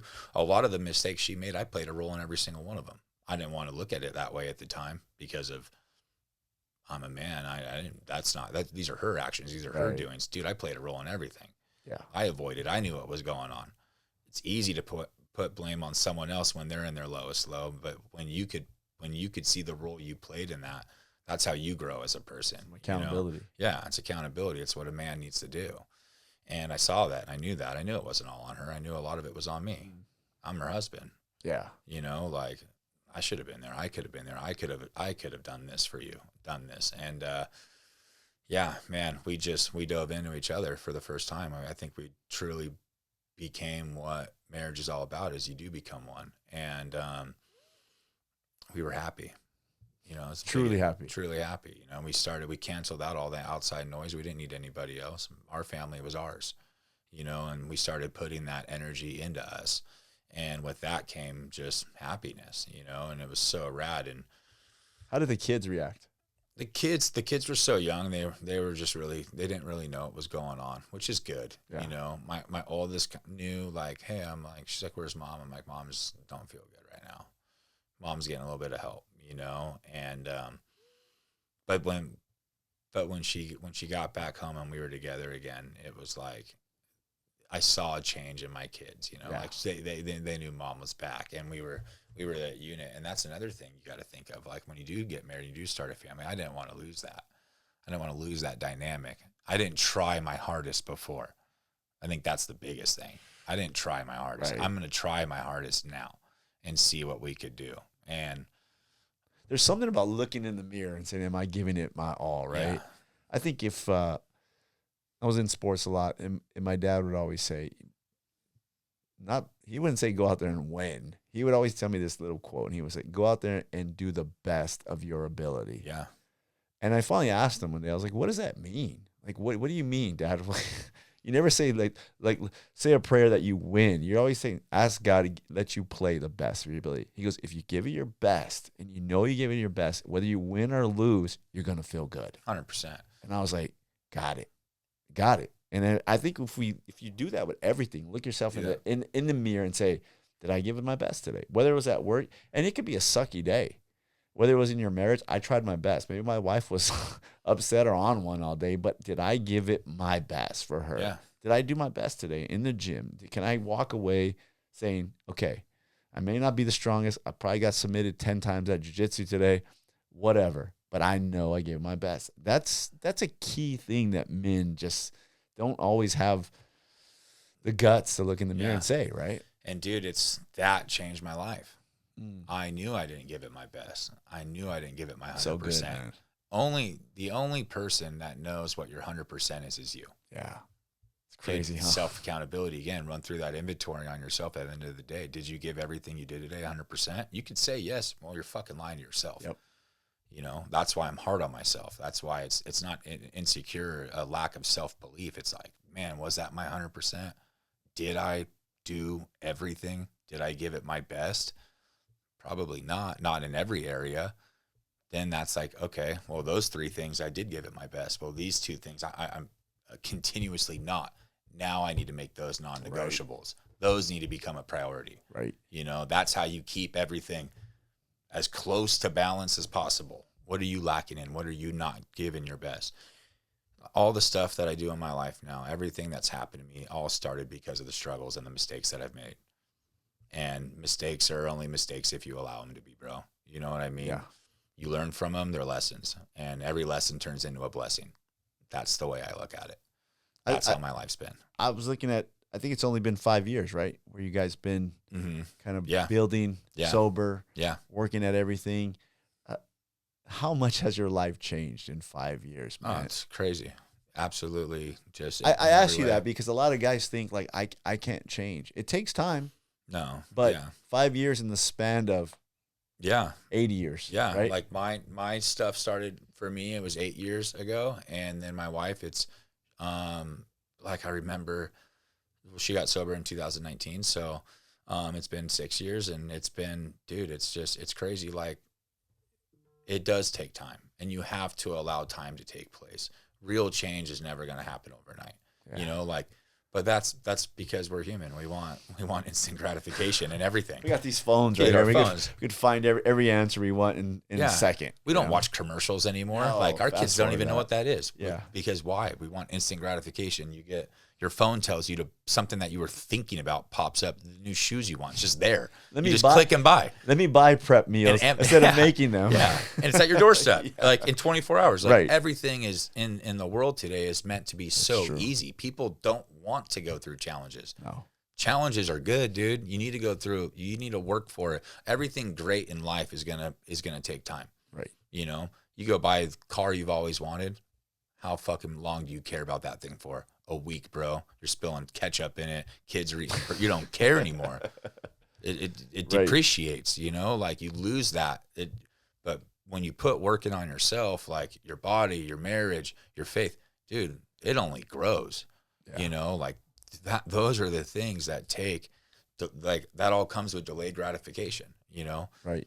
Instant gratification things are always going to come and go. You're looking for the next car, this. That was drugs, right? Yeah. The instant gratification, and it's gone the next day. Yeah. It's gone in like 20 minutes. Yeah. I mean, that's why you're chasing it again. You know, you're looking for that instant gratification you got from the first one. Second one's not as good. Third one's even worse than the second. Yeah.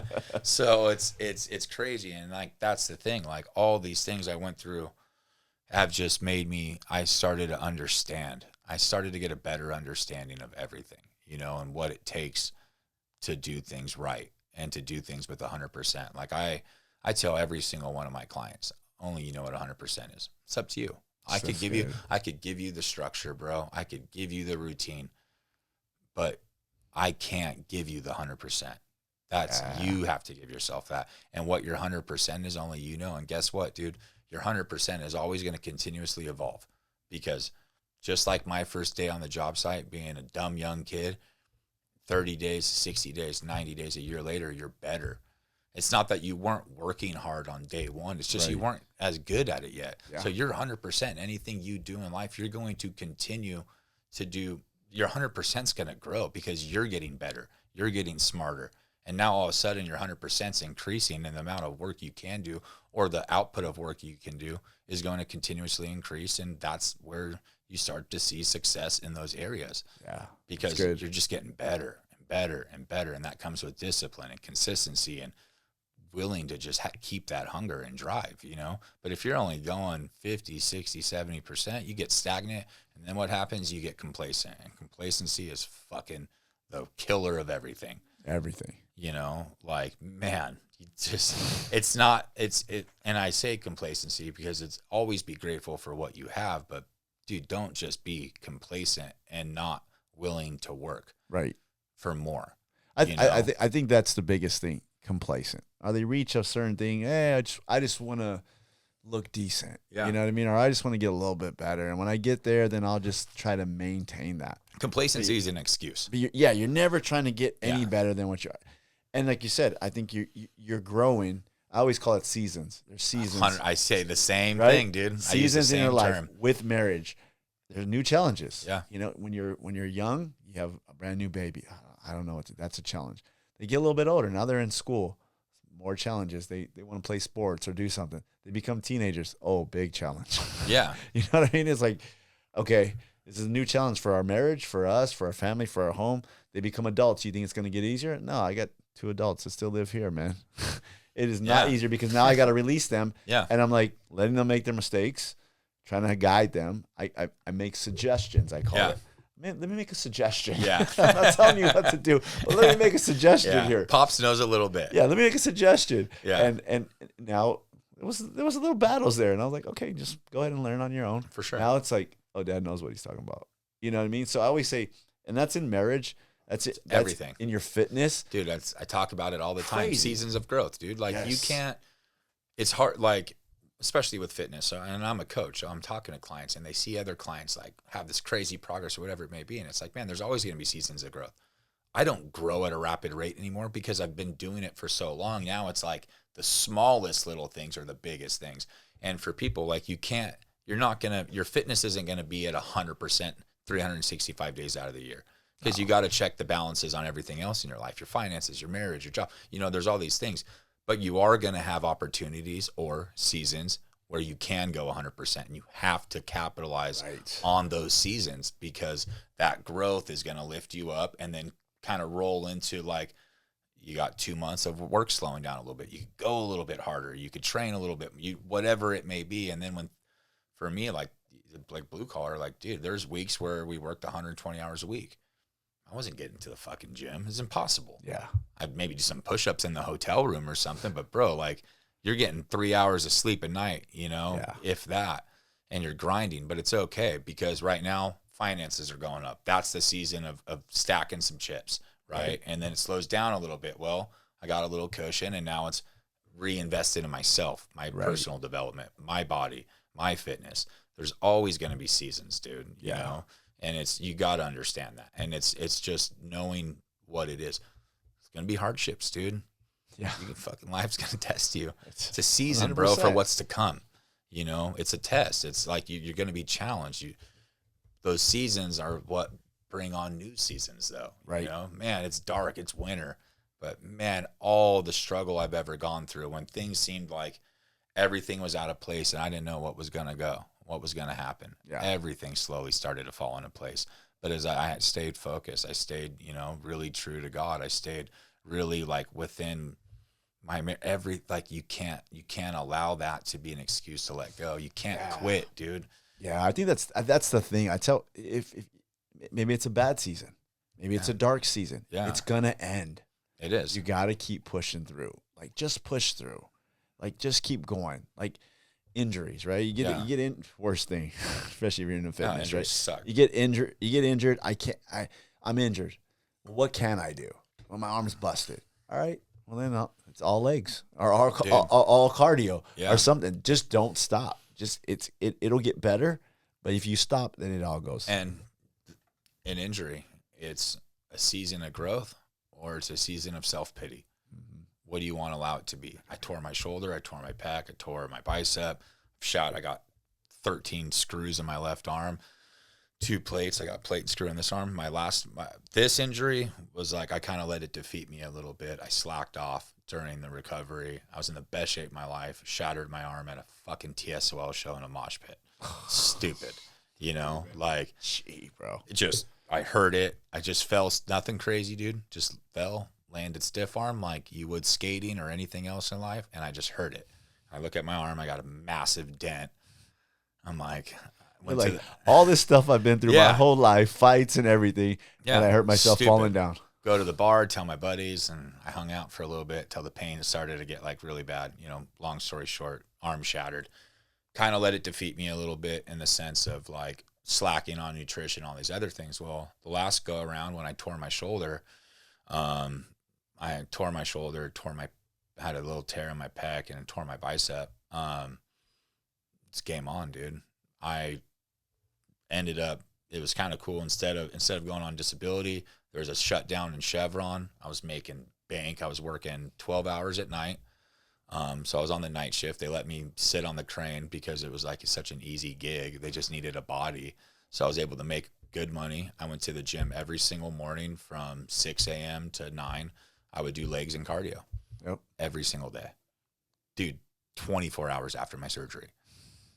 Like, I couldn't move at all, but and in the beginning, I couldn't even do cardio because they don't want any bouncing.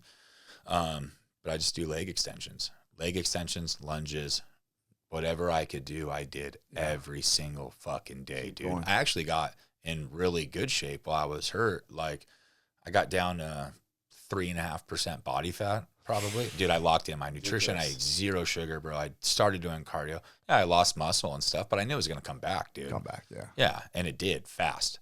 You know, I was back in the water, surfing, was training hard, just everything was rolling. I look back, I was lucky I tore my shoulder.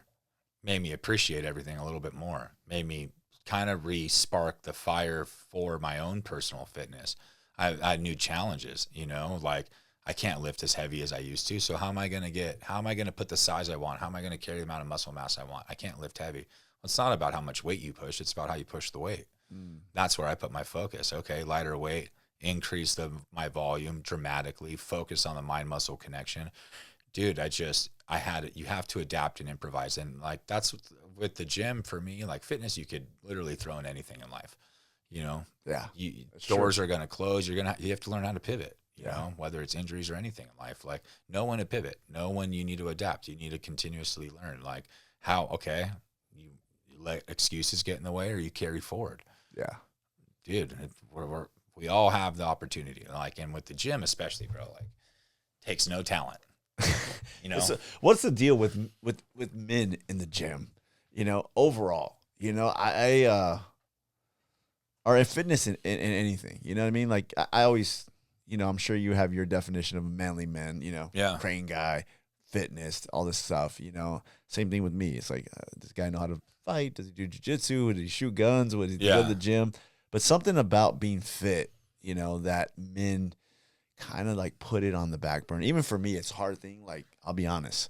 Like, if you're over there talking about discipline and preaching behind the pulpit and you're like huge and sloppy, just my thing. I know it's going to be controversial out there. I have a hard time receiving because I'm like, you're talking about being disciplined, bro. Like, I'm looking at you. You're not disciplined. Yeah. I think there's so many different avenues to that too. You know, like, people get stuck. They get in ruts, you know, and it's one of those things where you lose yourself, a part of yourself, you know, and you just never know. I think what people got to understand is, like, you just start showing up because people are going to go through things in life to where I failed.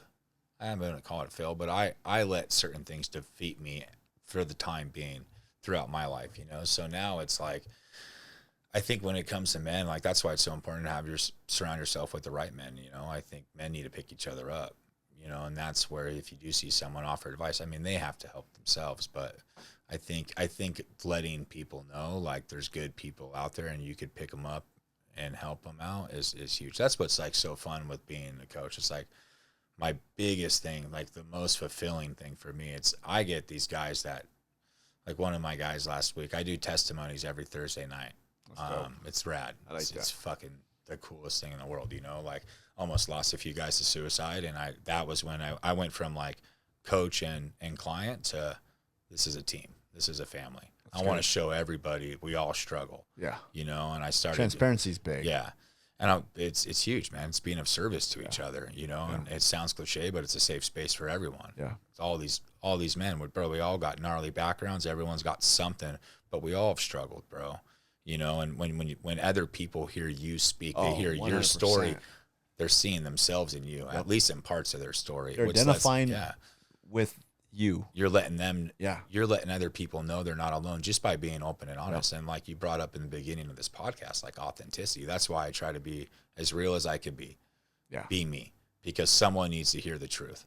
Yeah. You know, like this whole social media, try to be fucking whatever made up version you want to be, bro. It's shit. Yeah. And eventually people aren't going to see it. And guess what? You're not helping anybody. Now you're a fucking con artist. You know what I mean? Be real, be you.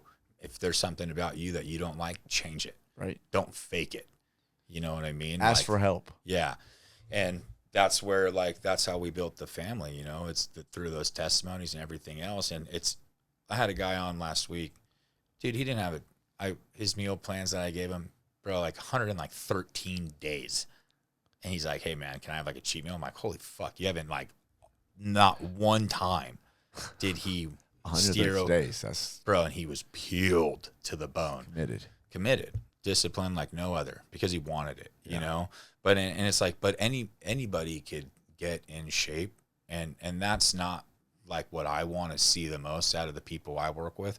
I want to see them transform internally. Yeah. Because that's what gives you that's lasting. That's lasting. Yeah. You know, for me, yeah, I came with God and sobriety, and I talk to people about that. I don't push it on them, but I'm open about it. But you don't have to have the same faith as me to know there's a higher power, to know we're all brothers. Yeah. You know what I mean? There's an understanding that, like, we are all connected and we can help each other just because. Right. I'm willing to help you, but I don't need you to help me because I helped you. Yeah. That's just called building people up, you know? Yeah. And when you're of service to others, it lifts you up anyways. It gives you purpose. You know what I mean? I think that's the biggest thing where men get lost, is you lose purpose. Yeah. You could say, yeah, it's kids, your kid, whatever, but bro, you start to lose your purpose. Right. What is your individual purpose? It's not going to work. It could be for a part of your life, but like, you need purpose. And the thing why you need purpose is because it gives you direction. I didn't know how to get to this podcast today. So what I do, I typed it in my phone. I went on my maps, and it gave me the best route to get here. Right. It's what purpose does for your life. If you don't have a goal, you don't have a purpose, dude, you're driving on a highway. You have no idea where you're going. You're going to make all these fucking wrong turns, waste all this time. You need to understand, like, you might not know exactly where you're going, but you need to have that direction. You need to have that purpose, you know? Isn't it a trip that now that you're in your full man adulthood, but when you look back and somebody says, hey, Jimmy, 20-year-old Jimmy, you know, find purpose, seek God, journal every morning, you're probably going to be like, what? Like, this dude's a hippie. But those things work. They do. Across the board. I mean, they work. And it's funny because I look back now, I'm like, there's no way that I'm doing those things. Yeah. You know, there's just, it doesn't make sense for me. And now I'm like, no, you have to do those things. You have to. And it's funny when the older dudes would tell you, hey, this is what works. Oh, dude, that doesn't work. I'm going to go my way. And then you end up being that guy one day. I know, dude. I trip out, man. Like, you hear it growing up, you know, how you treat people. You know, like we were talking, man, you treat people good. Yeah. Why? It's you never, dude, everyone has value. You know, you build these relationships, these solid connections. All of a sudden, your network's grown. You have no idea who you met. The guy in the gym that you decided to help just cause, all of a sudden, he's CEO of whatever, and he knows this, and you did something just because you were a good person. Right. You didn't need it. You didn't expect anything from him, but good things come your way when you do good things. Right. When you're of service to others, others will be of service to you. You know what I mean? It's there's no secret. You just be a fucking good person. You know what I mean? It's like, it's so cool, man, because so many, you know, I tell guys, you know, that they've come in here and they have great principles. You know, I don't know if you know Kyle, superhuman father guy. Mm-hmm. Kyle comes in here, and I was like, and this is before he was, now he's really finding his faith. You know, and I'm like, I always tell him, great job. But when he came here, I said, you know what, all your principles, like everything you believe, is really boils down to it came from the Bible. It came from God. It whatever you say, however you want to word it, like it's right there already. 100%. And just put this in there. Put him in there, and it just makes it 10 times better. But it's funny because it's the thing that makes me laugh is it's always been there. Yeah, we just didn't follow it. And I'm like, I wish I would have learned this a lot earlier. Yeah, these simple principles, these things, and it would have made my life a lot better. And I kind of beat myself up over that sometimes. I'm a little older now, but I was like, man, if I would have learned that a little bit earlier, that would have been good. That would have been real good. Yeah.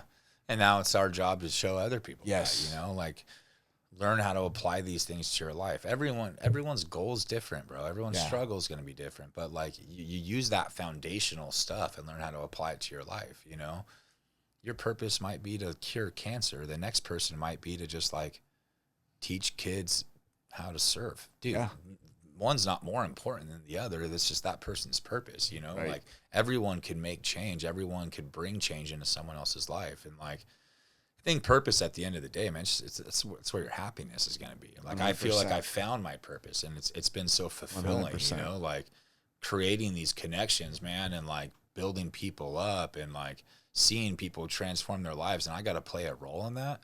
You know, like it means everything to me. I've had people get baptized. I've had people find their faith, reconnect with their relationships. Just they start to love themselves. And I'm like, damn, like they did the work, but I got to be there. Right. You know, and that means everything to me. And like, what separates Jimmy Queen coaching, Jimmy Queen, you know, helping me out, you know, find myself or get fit or become a better husband, become a better man overall? What separates you from everybody out there? Just your person, not to put anybody else down, but what would you say to a guy that says, why should I pick Jimmy? I'm just going to give you me.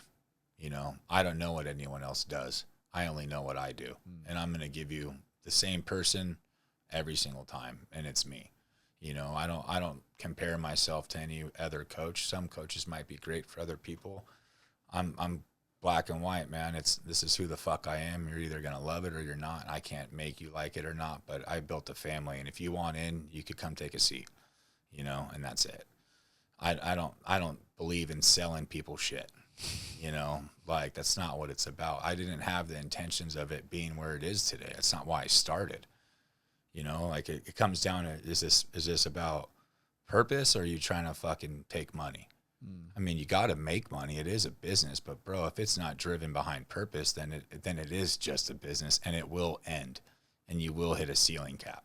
Yeah. You know, I want to make real change, and there's a lot of other things I got going on. Maybe next time we talk, I'll be able to fill you in on some other stuff, but it's expanding on that. Yeah. You know, and it's to do good as a person.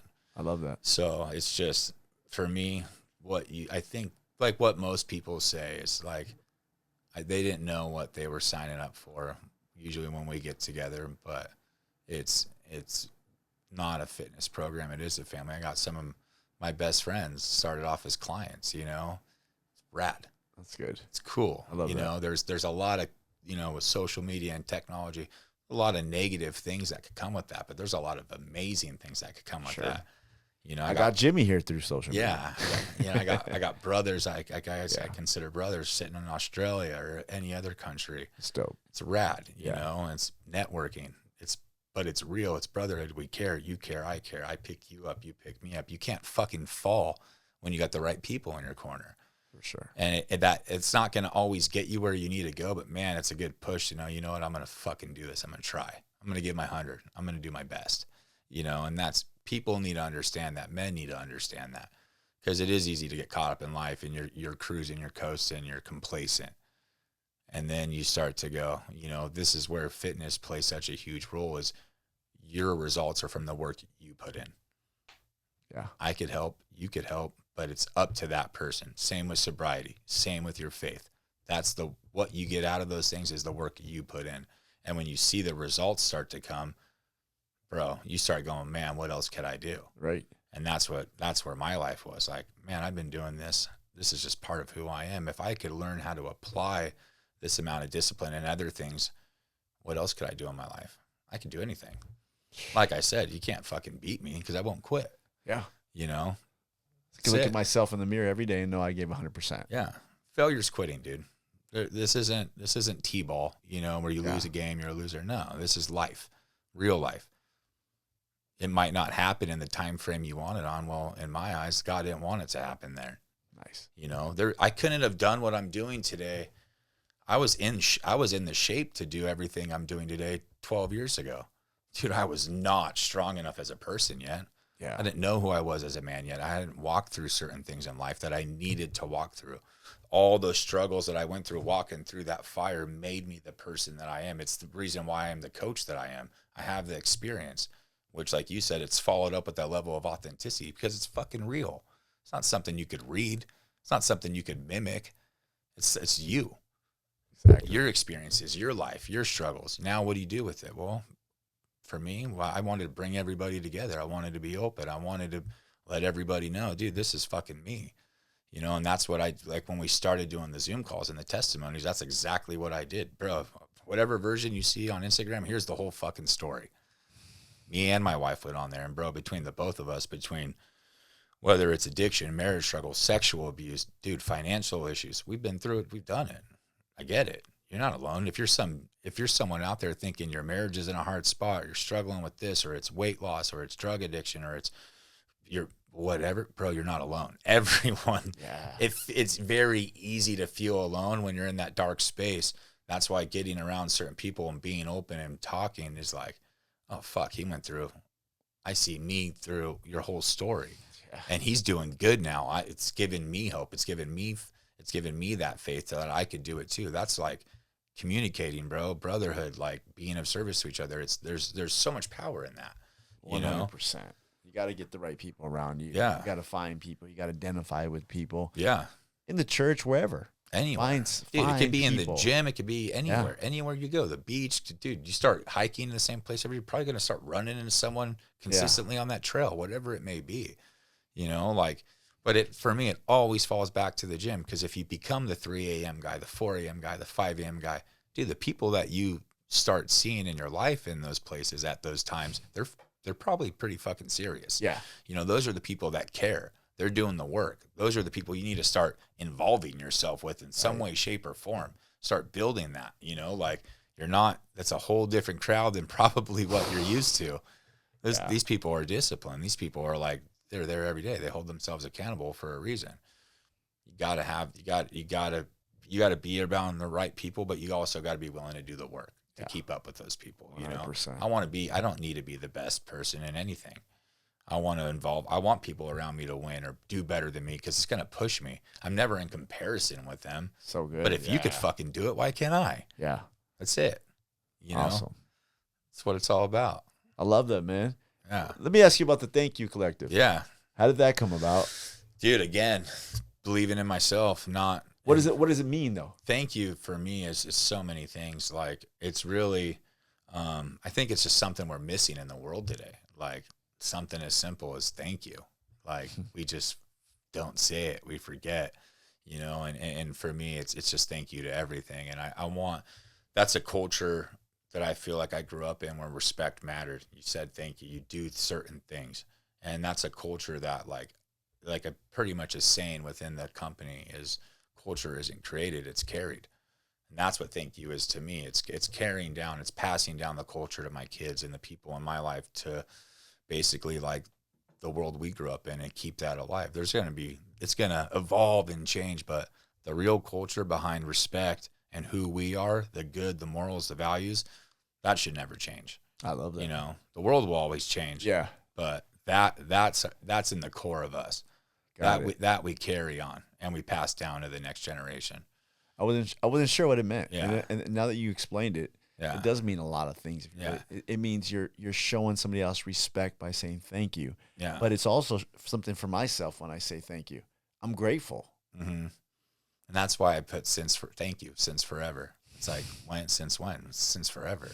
You know? That's good. That started from day one of whenever the world existed, you know, like, so it's just, yeah. And it's been cool to build that. And there's a lot that I want to do with it to give back, and some things that are in the works too. So that'll be super cool. And that's just, again, it's fulfillment, it's passion, it's, you know, purpose, it's everything, you know, and I don't want it to just be clothing. I want it to be more than that, not just a brand that, oh, that shirt's cool. I want there to be purpose and meaning behind it, you know? Yeah, I love that. Have it packed with style for sure, but there's going to be stuff that are going on behind the scenes that'll be cool, you know? Speaking of style, I got to ask you about the Jimmy Queen style. Dude.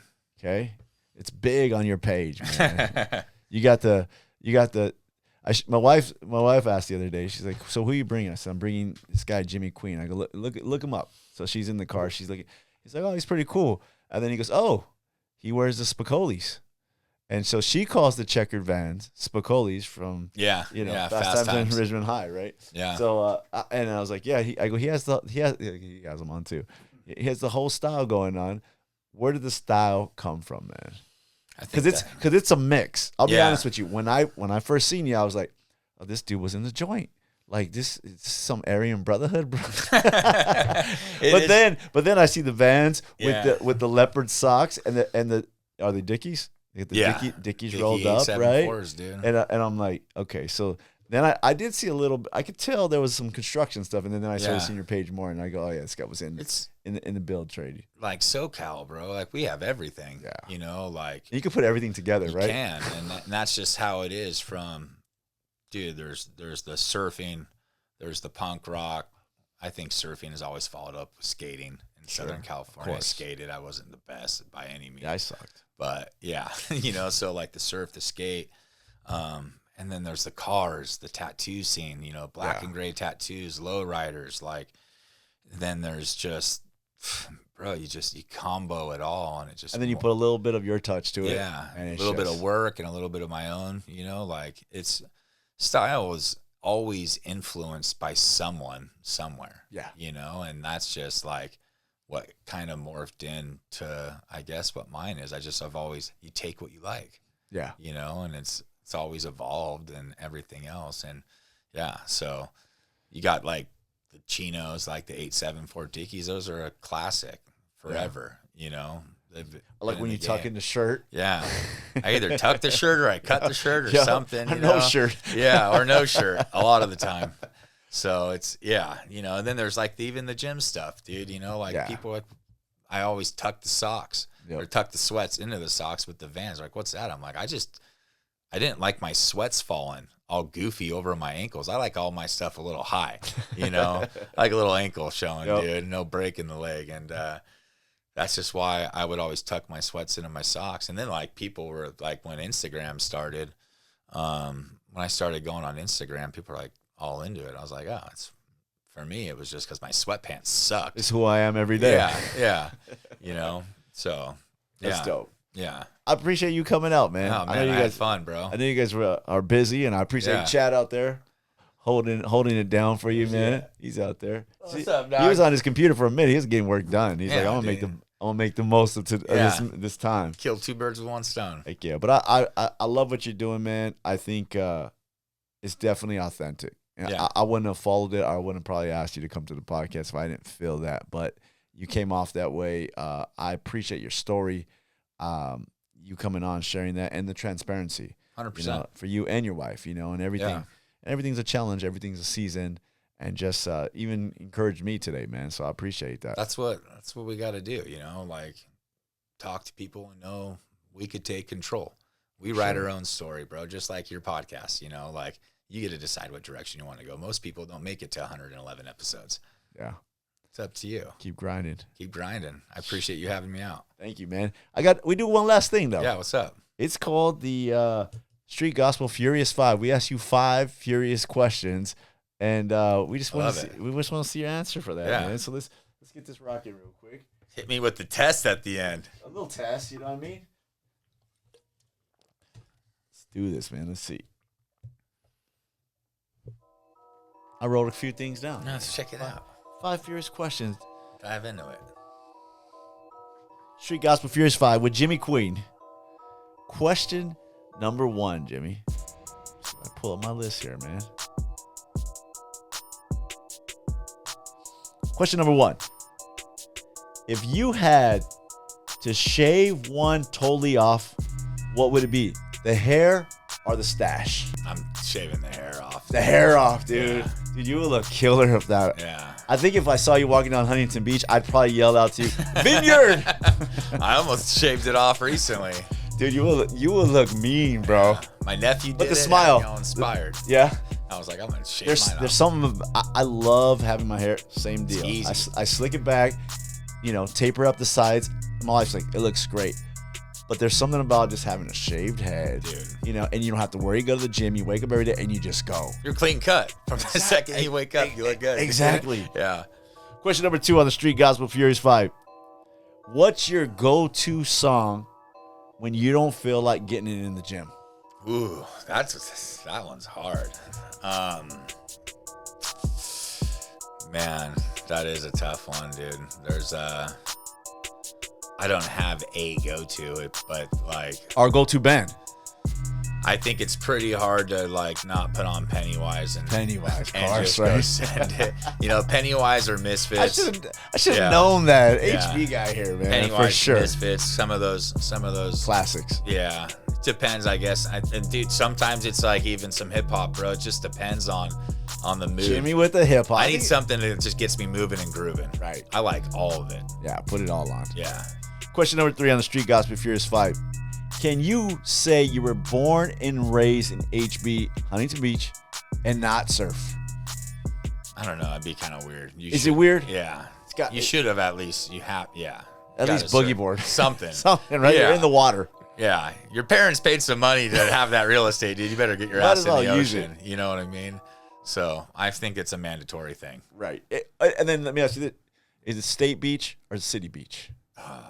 You know, City Beach I spent a lot more time at, but State Beach is a little secret spot. You can't even give out all the info on that because that's you go to some little zones and it's empty still, you know, Yeah. and it's rad. And you get the pit out there, Yeah, right?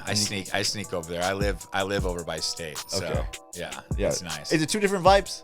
Yeah, Yeah, 2 different vibes, for two sure, different right? vibes, for sure. More people that don't live there on the state side and then Yeah, the city. people always like the weird people like that come into town will go to the pier where like people that hit States like family, good vibes, cool, you know, fire pit. Yeah. Like it's my kids like the State Beach vibe. Yeah, So more family. yeah.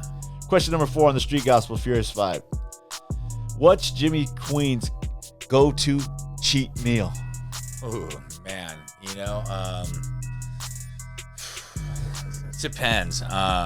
If it's just like a full-blown cheat meal, like I will smash In-N-Out. Yeah, You I was know, gonna say the like same if thing. it's like going out and buying food, and I guess it depends on like what a cheat meal is, dude. Because I could make sushi unhealthy and eat an unbearable amount of that. Yeah. You know, I think In-N-Out on the sense of go-to, but bro, like, 3x3? yeah, 3x3. Fire.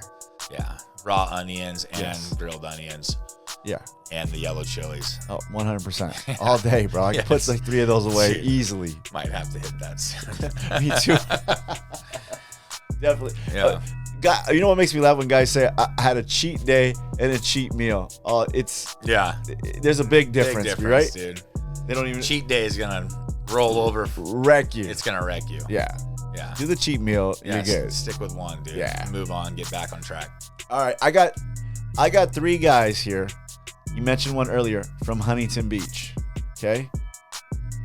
Tito Ortiz, Tank Abbott, Tony Gonzalez. You're an athlete. You know Tony Gonzalez, right? You had to take one to church, bring one over your house, and coach one. Who would it be? I'd say Tank probably needs to go to church. probably bring Tito by the house and coach Tony, you know? So that's a hard one, bro. There's like that whole HB bad boy legacy thing 100%, too. dude. Yeah. 100%. I think everybody brings up Tito. Yeah. But I forgot about Tank. I remember Tank yesterday. And chemo. Yeah, and Chemo too. Yeah, R.I.P. man. Yeah. Definitely Chemo, dude. But I forgot about Tony. Yeah. And I was like, Tony Gonzalez, man. G, bro. Yeah. Hall of Famer. Yeah. Dang, bro. Yeah. Good stuff, man. Absolutely. Well, I appreciate you coming out, brother. Stoked, man. Anything you want to shout out, and where can they find you, man? Oh, dude, you find me on Instagram, Jimmy Queen. Just shout out to everybody that's obviously supporting you, that's shown support to me. Just try to keep it real to everybody, bro. Like, if anyone needs help with anything, try to reach out, whether it's to me or anyone within your network, you know? Like, don't get down on yourself. We're all capable of change, you know? Grab the pen, put it to the paper, and start writing your own story, dude. And I think the biggest thing is, if you're lost, put God in your life.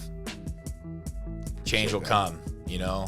Accept him. He's always there. The door's always open, but you got to walk through the door, you know? And I shout out to anyone. It's going to be the man upstairs. That's right. Because me and you ain't here today without him. Oh, So, definitely. yeah. Thanks, Jimmy. Appreciate Absolutely. you coming out. Of course, brother. Check out Jimmy Queen, all on Instagram. If you need some coaching, definitely. I'm gonna vouch for this dude right off the bat. get some coaching from Jimmy. Appreciate it, not just on fitness, but on life. Check out Thank You Collective. We love you guys. We out. Peace. Yeah, remember to say thank you. Yes. Be grateful out there.